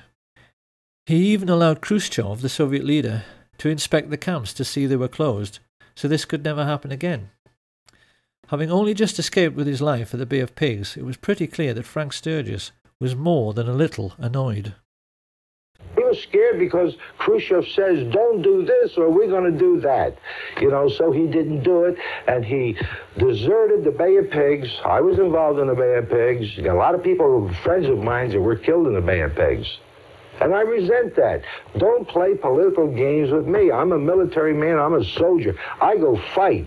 But damn it, if I risk my ass out there and I'm getting shot at, I don't want some stupid-ass politician to go ahead and make deals behind my back where my people or maybe myself are going to get killed. I don't like that. This, then, is how the stage was set for the Kennedy assassination. And when one remembers the colossal number of ruthless and hideously brutal men who had created this situation, it's perhaps a little ironic that a peripheral figure in the cast of characters who actually put the plot together was an attractive young woman. 19-year-old Marita Loren's love affair with Fidel Castro and her subsequent recruitment as a CIA assassin by Frank Sturgis to kill him is a very well-known story because it was made into a feature film. In spite of her failure to kill the Cuban leader, Lorenz continued to associate with the assassination squads trained by the CIA, and it was largely her testimony in the Spotlight magazine trial after a skillful cross-examination by Mark Lane, which gave us a window through which we can now see who really participated in the Kennedy assassination and who was really behind it all. First of all, after the Bay of Pigs invasion, Kennedy had fired Allen Dulles, Richard Bissell, and General Charles Cable for essentially using the CIA as their personal hitmen, after he found out that Robert Mayhew had sought Sam Giancana's permission to talk to his underboss, Johnny Roselli, about the possibility of a hit on Fidel Castro. Here you have a government agency, funded by the American taxpayer, associating with the very organised crime racketeers JFK was trying to put in jail, for the purpose of carrying out political murders. The president was incensed. Historians have never been surprised that he vowed to smash the CIA into 1,000 pieces. It hardly takes a genius to see why the CIA wanted to kill him. What is more, Jack Alston Crichton and the lifelong friends of Allen Dulles, the Bush family, had just recently purchased exclusive access to 15 million acres of Cuba, almost half the entire island, in order to drill for oil. When he came to power, Castro reduced this to a mere 20,000 acres, a colossal investment which now failed and which led to Crichton's CVOVT Oil Exploration Company being delisted from the stock exchange at a loss of $30 million. Crichton and George Bush's friends, the Texas oil billionaires, Clint Murchison and Haroldson Lafayette Hunt, also knew that Kennedy wanted to end their most vital tax break, the oil depletion allowance, and their bosom buddy, Vice President Lyndon Johnson, was standing at this time with one foot in jail and the other on a banana skin due to his involvement in the corruption scandal now breaking around his favourite assistant, Bobby Baker. LBJ knew his life was finished if Kennedy lived, and he would become president himself if Kennedy died. So his involvement in the plot is hardly difficult to understand.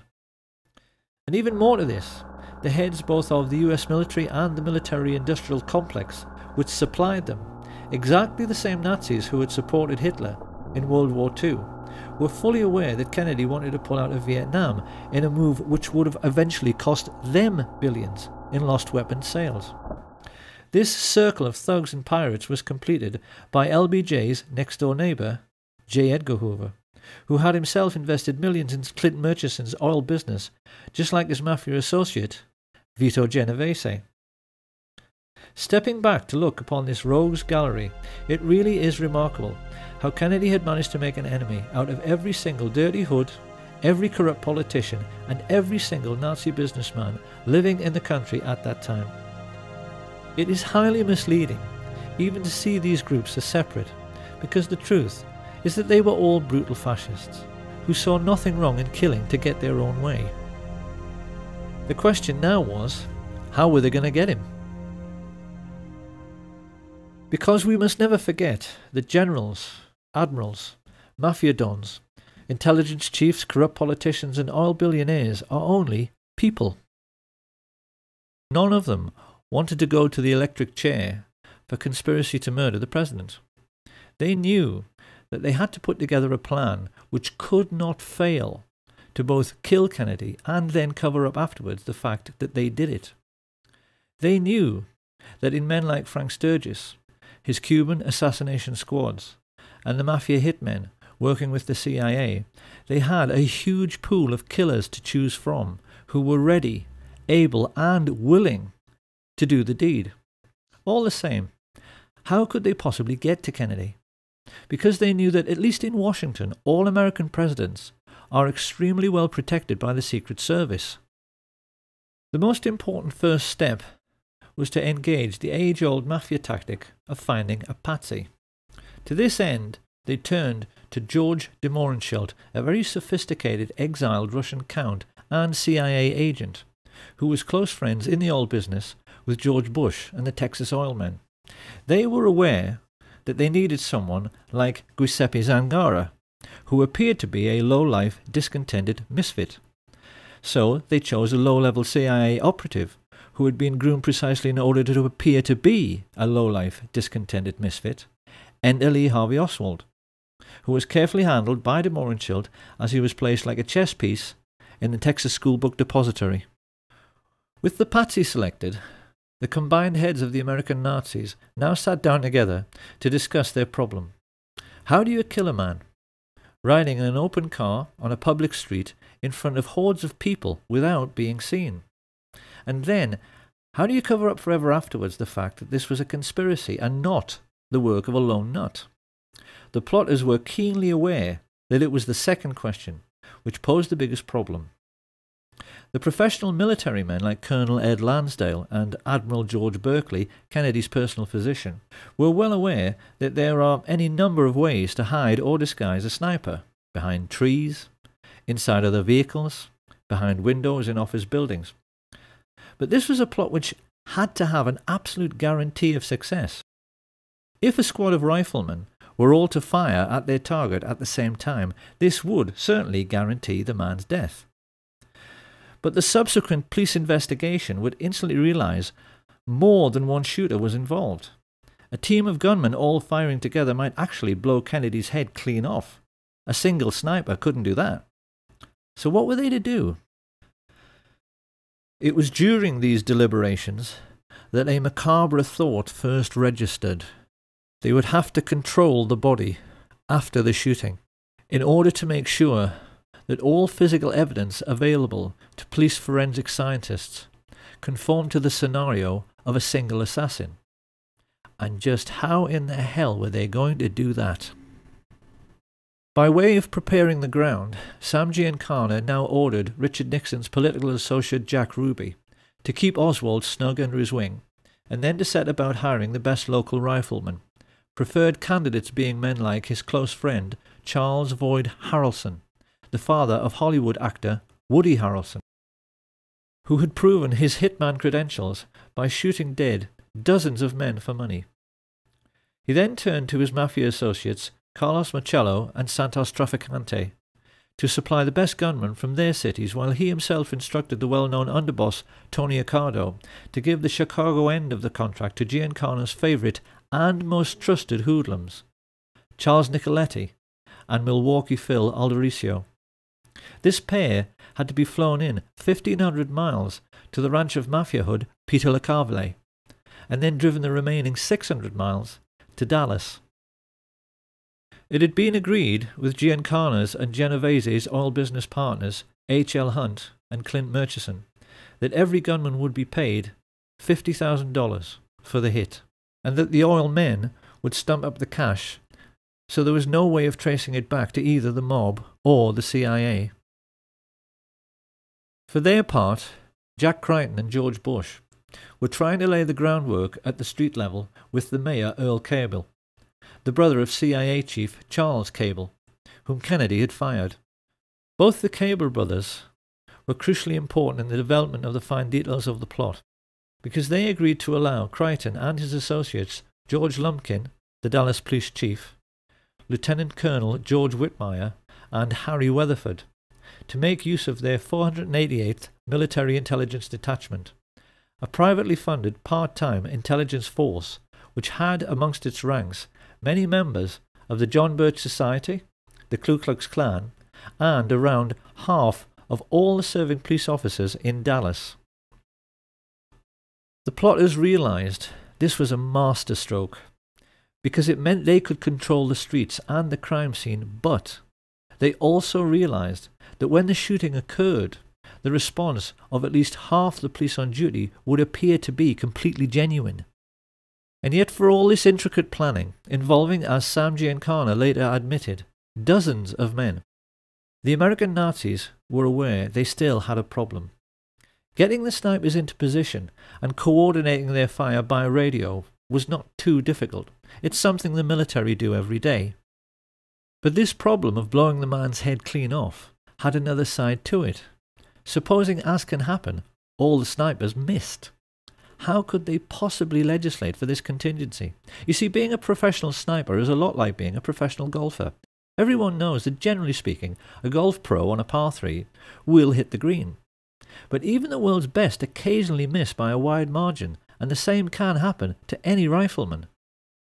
We can be quite certain that the guiding brains of the American Nazis, Allen Dulles and David Atlee Phillips, in order to cover this eventuality, must have at least considered having one assassin run up to the limousine to attempt a point-blank range mafia-style shooting should the others miss. But then another problem appeared. Supposing their assassin couldn't run quick enough to jump on a speeding car. Little by little, the realization hit home. The plot could even wind up looking silly and themselves ridiculous. There was only one answer. They would have to control the president's protection, the Secret Service. Marita Lorenz testified under oath that in late November of 1963 she drove from Miami to Dallas, Texas with Frank Sturgis, followed by a backup car which contained a stash of weapons. Travelling along with them were Jerry Patrick Hemming, an American mercenary like Sturgis. Were you ever offered money to assassinate President Kennedy? Directly. On numerous occasions. Two Cuban brothers, Ignacio and Guillermo Novo Sampol, a Cuban pilot called Pedro Diaz-Lance, and his friend Orlando Bosch. At first, Marita assumed this was to be just another arms smuggling engagement, just like many others she'd been on with Sturgis before.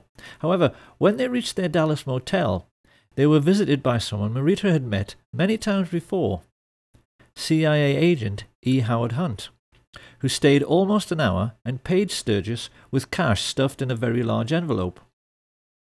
This was the evening of November 21st, 1963, and Marita began to get worried. She knew that President Kennedy was visiting Dallas the next day. Becoming concerned, she pressed Sturgis as to the real purpose of the visit, and when he told her that for this one time it had to be confidential, she decided she wanted out. Marita had no way of knowing that a great number of other people had made similar journeys that day. CIA pilot Tosh Plumley flew several assassins into Dallas Love Field without even being told who they were. From all over the country, radio operators, riflemen, drivers, false ID suppliers like Chauncey Holt and Bernard Barker, and getaway pilots like David Ferry converged on the city. Whilst at the home of oilman Clint Murchison, a group of his Nazi friends were congregating to celebrate Kennedy's imminent demise.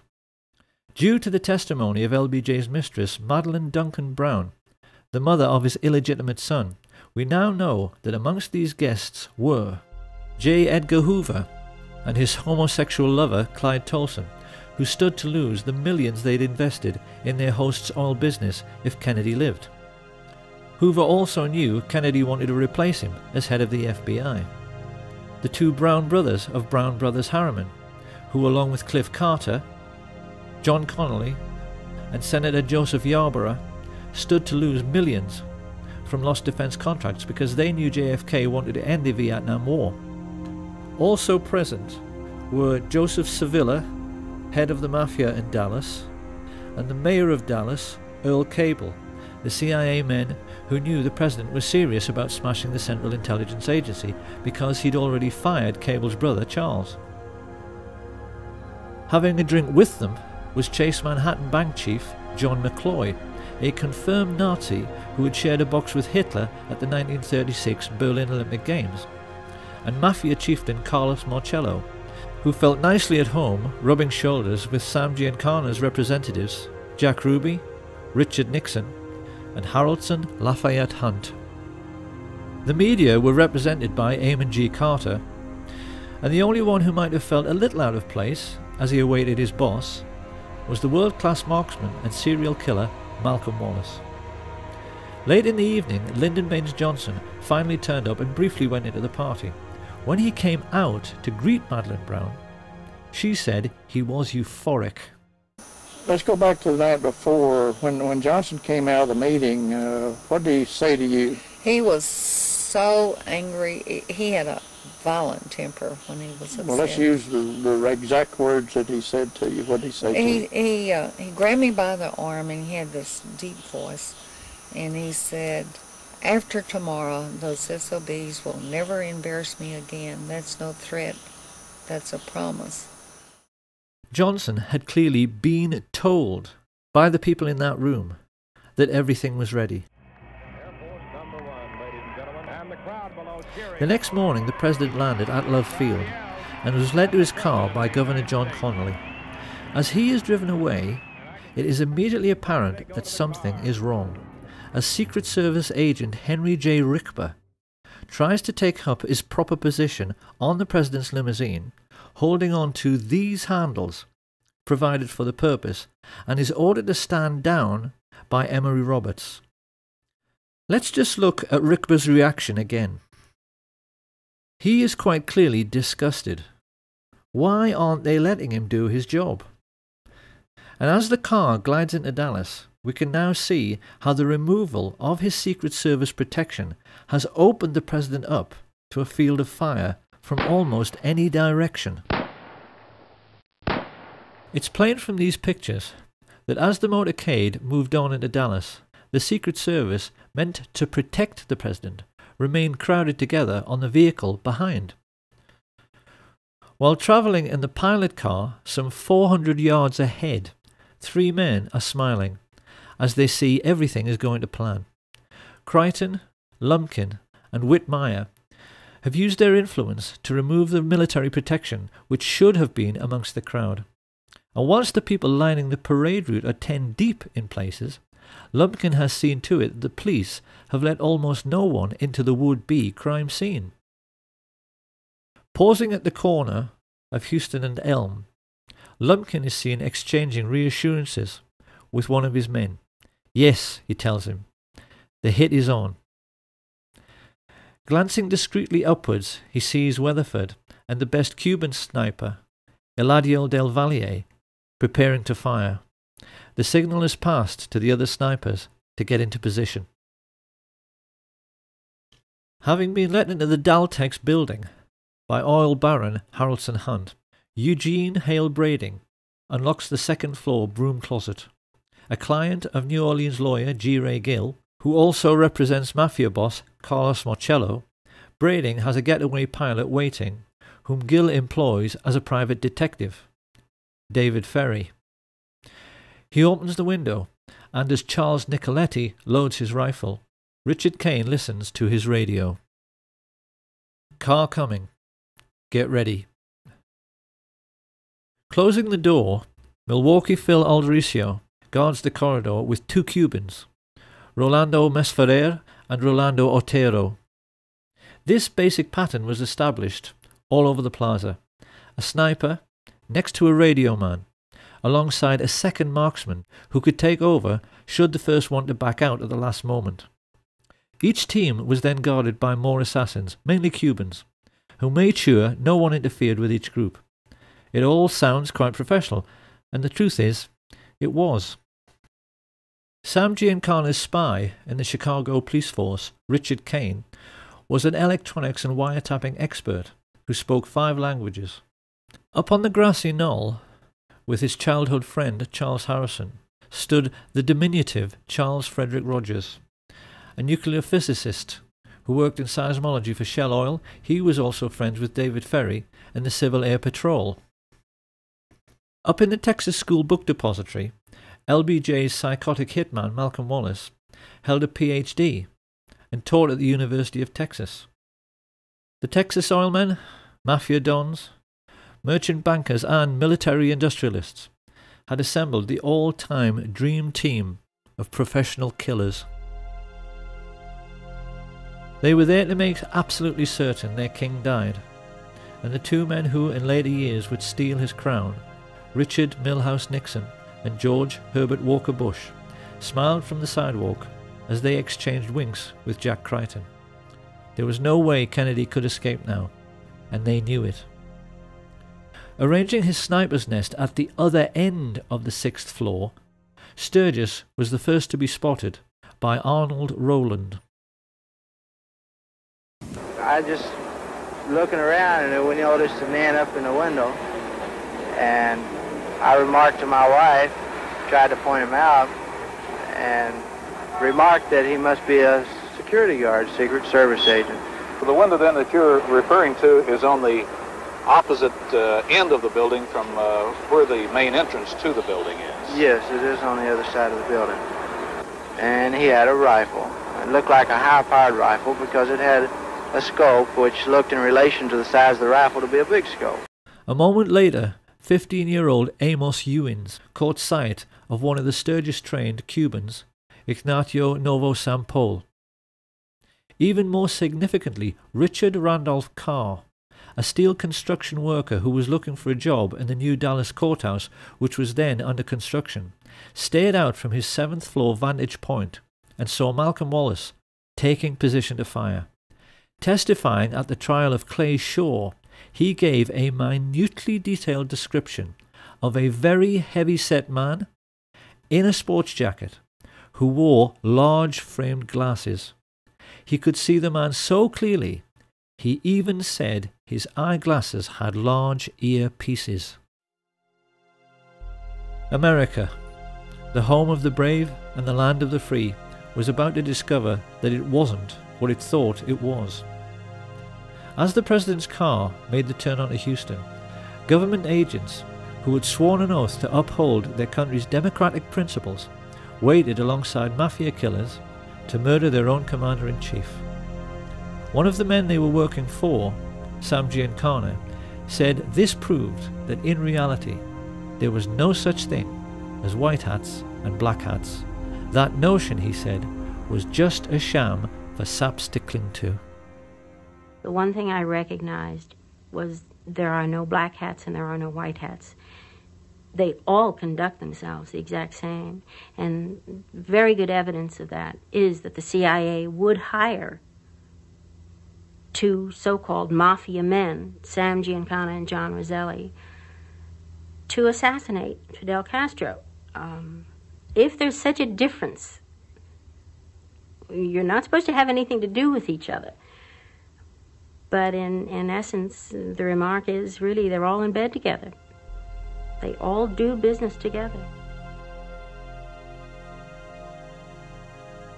It was now that Abraham Zapruder pressed the trigger on his 8mm cine camera. Ever since that moment, the world has accepted that what he recorded was the definitive account of what really happened. What people must appreciate is that what they have just seen is not at all what really happened. Had you actually been there on the day, this is what you would have seen.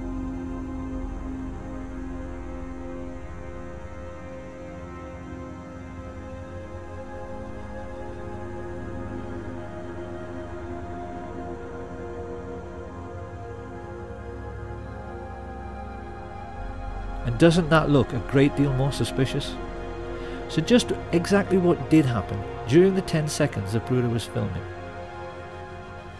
To begin with, Dulles, Lansdale and Atlee Phillips had tried to get over the problem of volley fire, blowing the president's head clean off by firing in 4 stages.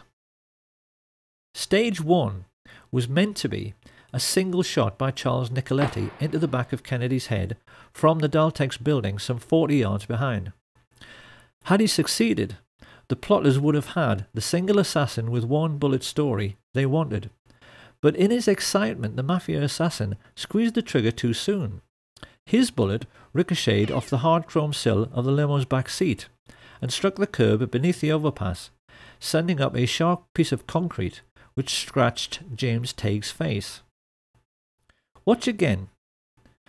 We clearly see how this little girl stops running and her gaze looks directly at where the shot originated and not up at the 6th floor of the depository.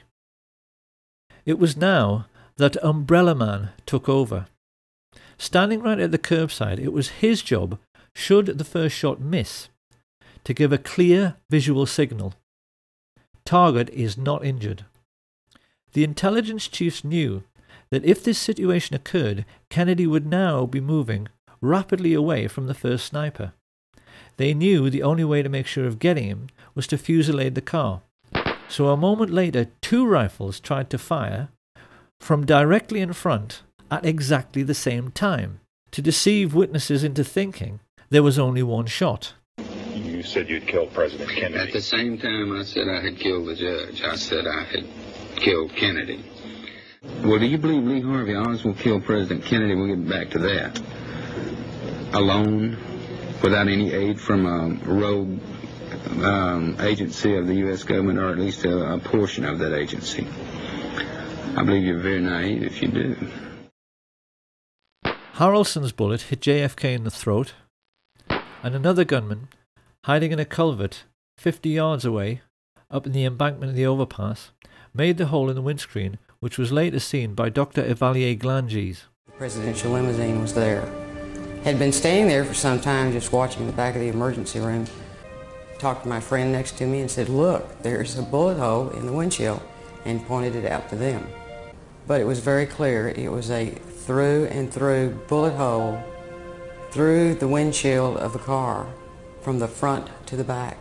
As Kennedy emerges from behind the road sign, his distress is clear, while Governor Connolly remains composed. This single frame of the Zapruder film makes nonsense of the single bullet theory, because it's quite clear both men have not been struck at the same time. Kennedy has now passed through 2 layers of fire and has not been hit in the head. To cover this eventuality, the assassins were given a simple instruction: fusillade the car with everything. So that in the next few moments, the 5 remaining riflemen fired, causing the Secret Service agent riding in the front passenger seat, Roy Kellerman, to report a feeling like a jet sonic boom as the hail of bullets whistled into the car. It is now more than 3 seconds after Kennedy is hit in the throat that Frank Sturgis misses his target altogether and blows out 5 inches of Governor Connolly's ribs, compressing his lungs and puffing his cheeks, with a bullet which quite clearly struck at far too steep an angle to come from the other end of the depository. In almost the same instant, Eladio Del Valle hit the governor in the wrist, Weatherford fired into his thigh, and Nicoletti's second shot hit the chrome frame of the window. A moment later, the best marksman, Malcolm Wallace, shot Kennedy in his upper back, the bullet strike witnessed and recorded by all the Secret Service men in the following car. Jackie Kennedy starts looking concerned, and yet even now there are no obvious signs that her husband, held upright by his back brace, has been shot twice. The assassins have so far failed to hit him in the head, and it is now that they play the ace up their sleeve. Here we can finally answer the riddle of where on an empty street you can hide a man with a rifle, and how he can manage to shoot a man speeding past him in a limousine. The answer is that he can't, and that is why the driver, William Greer, looked around twice to see whether Kennedy had been hit in the head, and when he saw he hadn't, as dozens of witnesses, including police officers, confirmed, he stopped the car completely. His orders was to slow down where the rest of the guys. This is Greer, the driver of the presidential limousine. Yeah, presidential limousine. Slow down almost to a stop. It is now that most people have been led to believe that Kennedy was shot in the head by Charles Boyd Harrelson, the sniper standing on the grassy knoll. This is not true. Because if we look at the angle of elevation of a shot from that area, it's obvious that a shot originating from above and right would have pushed Kennedy's head down and left, whereas it's quite clear that his head is knocked upwards and to the left by the impact. So where did that bullet come from? Incredibly, the answer has lain hidden in the most well-known and iconic image from the assassination of the motorcycle policeman heaving his bike onto its stand. Look now as we freeze frame him here.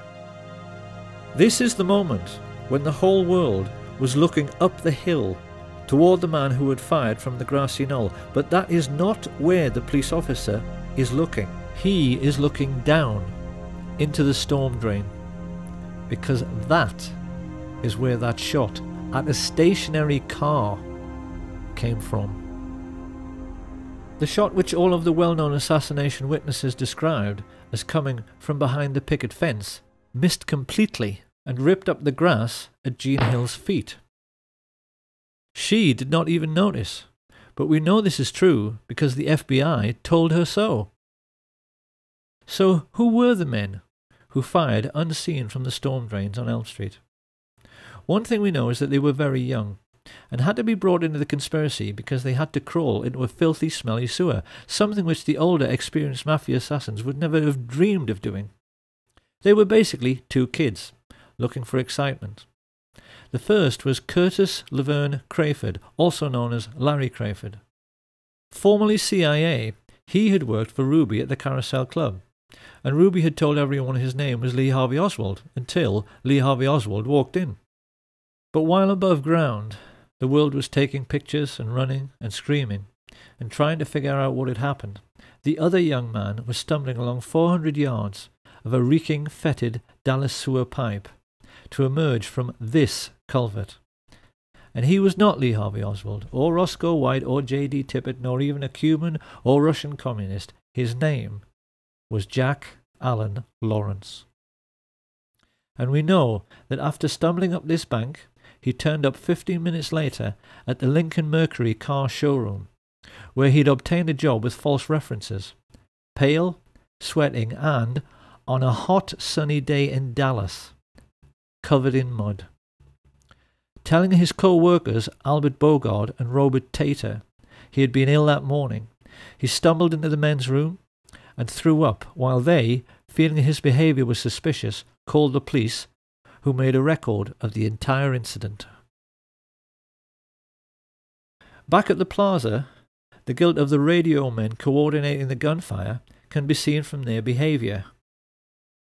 These two, Orlando Bosch and the Umbrella Man, have a seat, while everyone else runs around them. Bosch makes a report that the hit was successful, then casually walks away, just like the chief radio coordinator, Jim Hicks, with the radios clearly visible in their back pockets. A few yards away, the CIA's clean-up squad have begun working to remove all evidence useful to a forensic team. Deputy Sheriff Buddy Walters is here seen finding the bullet which struck in the grass near the manhole cover. He hands it on to one of the fake FBI men, who pockets it.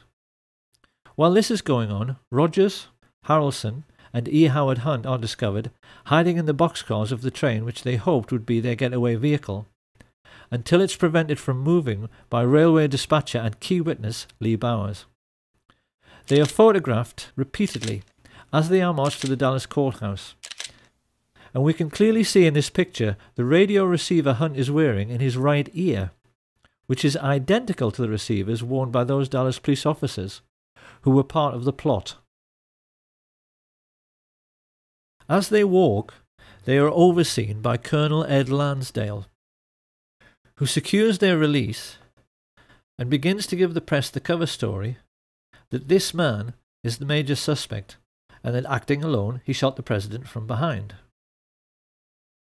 The truth, as we now know, is that 8 separate snipers, firing 16 shots in 4 separate stages, had tried to make certain of killing the president by hitting him in the head and had failed abysmally.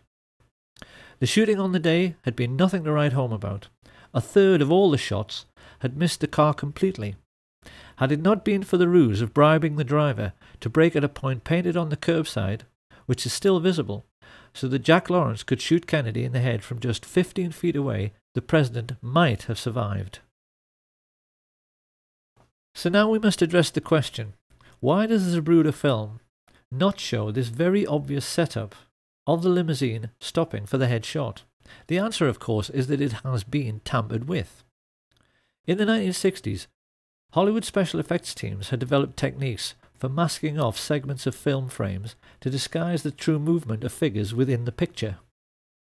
In the Zapruder film, frames have been removed in order to fake a continuous flowing motion, so that we don't see the very obvious setup which dozens of witnesses reported. If you look now at the top of the frame, the doctoring of the film becomes perfectly obvious in the way in which the figures are blurred and yet the shadows are sharp, which is impossible. This CIA tampering with the evidence becomes even clearer when the Zapruder film is run next to the Orville Nix film taken from the other side. It's easy to see from the way the motorcycles suddenly close on the limousine that it stops completely. And we can see that frames have also been removed from the Nix film by the way in which Agent Clint Hill appears to move sideways while running forwards before leaping on the car. As the mad dash to Parkland Hospital begins, the chief coordinator in the assassination plot, George Herbert Walker Bush, casually relaxes with hands in his pockets at the entrance of the school book depository. Now this is going to be one of those all too familiar Kennedy assassination moments in which people will say, well, yes, it could be him, but how can we be sure? Because we've seen this kind of thing before with Badgeman. However, a gentleman who I think must be a police detective has posted a YouTube video in which he utilizes the latest forensic techniques for identifying murder suspects by making a comparison between the photo taken in Dealey Plaza and one of George Bush in conversation with Richard Nixon during Watergate. This man points out that this person has exactly the same skull shape, exactly the same hairline, chin and nose as George Bush. He is also wearing the same type of suit, white shirt and exactly the same type of tie.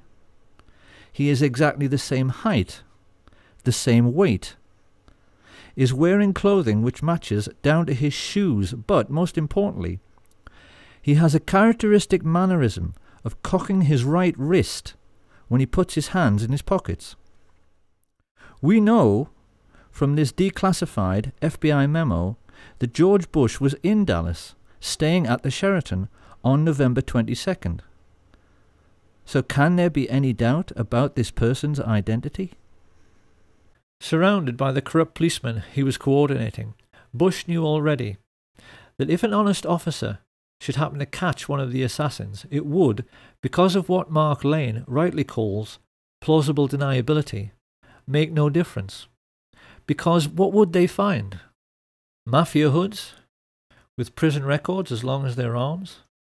Or contract killers like Charles Harrelson? They certainly wouldn't have found anyone who carried CIA credentials or anyone whose involvement with the government could be traced. But even while he smiled and chatted to his fellow killers, Bush was unaware that the plotters had just made their first big mistake. They knew that they had to forensically control the body from the moment the shots were fired, and the moment Kennedy entered Trauma Room 1, that control had to be relinquished. Although they had CIA agents placed in the emergency unit, these people were not aware of the throat wound, which could hardly be seen because it was so tiny. It was at this moment that all the Dallas doctors and nurses like Aubrey Bell made a mental note of this very obvious sign of a frontal entry shot. One of the Dallas medical team, Dr. Charles Crenshaw, a junior doctor at that time, vividly recalls what the first professionals in the Kennedy killing had to deal with. The second wound was here in the throat, right above the necktie. It was a small opening, very small, 3 to 5 millimeters, about the size of your little finger. I looked at the wound again. I wanted to know and remember this the rest of my life. And the rest of my life, I will always know he was shot from the front. And also described the portion missing from the rear of Kennedy's head after the impact of the frangible bullet, which hit him in the right temple. The bullet struck about where and passed about where? From here right through. And taking out the back or the occipital part, the back of your head. This was gone. At approximately 1 o'clock Central Standard Time today here in Dallas. He died of a gunshot wound. This information soon made its way to the media. And this is why, at the very first press conference, Press Secretary Malcolm Kilduff correctly described the cause of death and direction of the shot. In order to find a means with which to contradict this evidence, the cover-up now began in earnest, with the summoning from the Restland Funeral Home of a CIA agent who was known for being the best in the business at reconstructive surgery on cadavers, John Melvin Liggett. This man was actually attending a funeral when he was told of the president's assassination and asked to go to Parkland by the coroner. What he didn't know as he drove away was that one of his clients in this macabre and gruesome story was at that moment still alive. When he was arrested years later by New York police detective Jim Rothstein, Frank Sturgis, on discovering that Rothstein was a Bay of Pigs veteran like himself, got into an old army buddy's conversation with him and said first of all that after the assassination he returned to the Miami safe house where he ridiculed Marita Lorenz for missing history. It was all perfectly safe, he told her. No cops, no newspaper investigation, everything was covered. I asked Sturgis, Jesus Christ, Frank, did you shoot the president? Did you have something to do with that? He said, who gives a shit? Yeah, who's going to prove it? He said, we kill a lot of people. What the hell's the difference?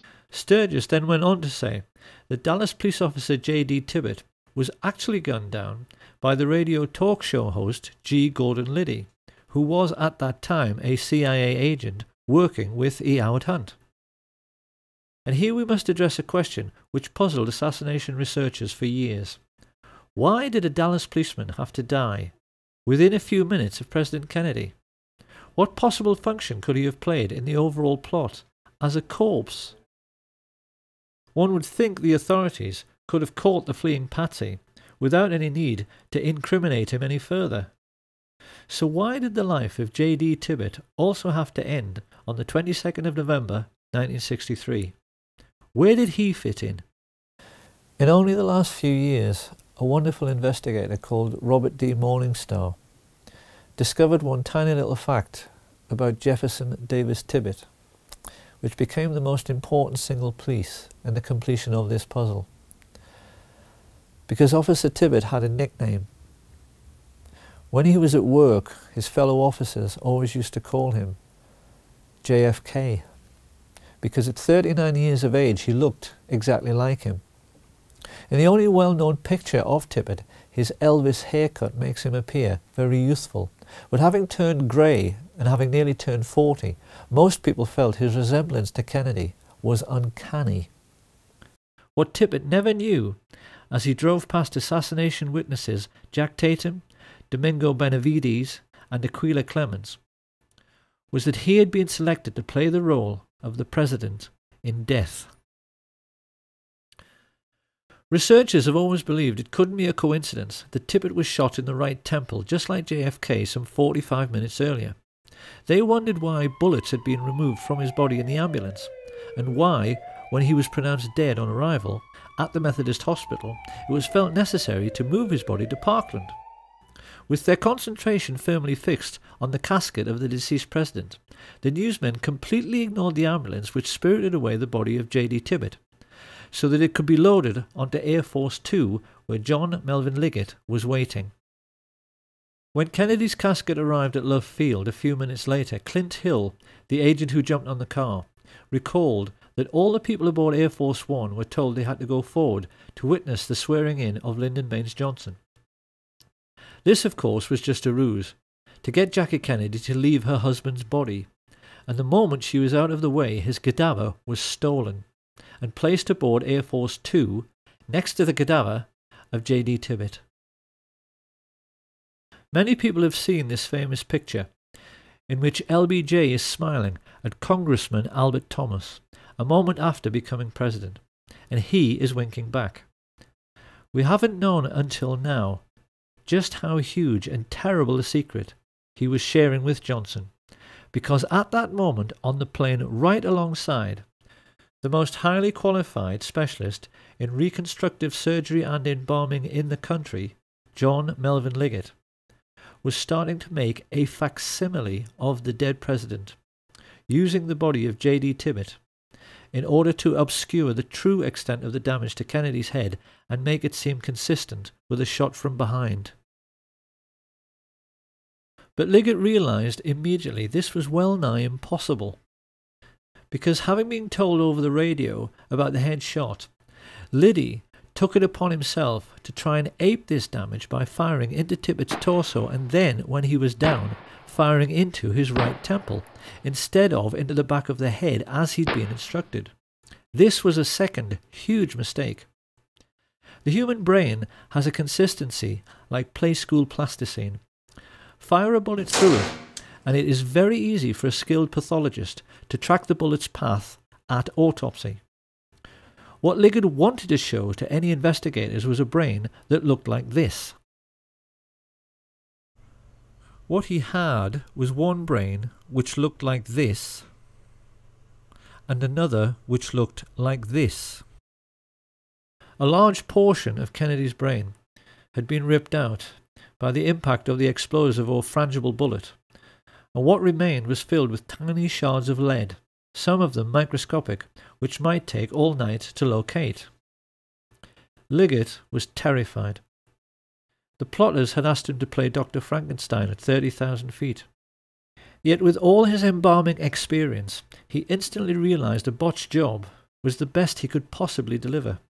In his panic, he sawed off Tippet's skull and simply ripped out the entire brain to at least make sure no one could track the bullet which, after Liddy's error, had so obviously come from the wrong direction. He then compounded Liddy's error by making a large hole in the rear of the head to ape the damage to Kennedy's head. With this done, he rebuilt the skull, hurriedly sewed the scalp back together, and then set about the gruesome task of trying to make the cadaver of J.D. Tibbet more closely resemble the cadaver of John F. Kennedy. By shaving eyebrows, bringing forward Tippet's slightly more receding hairline,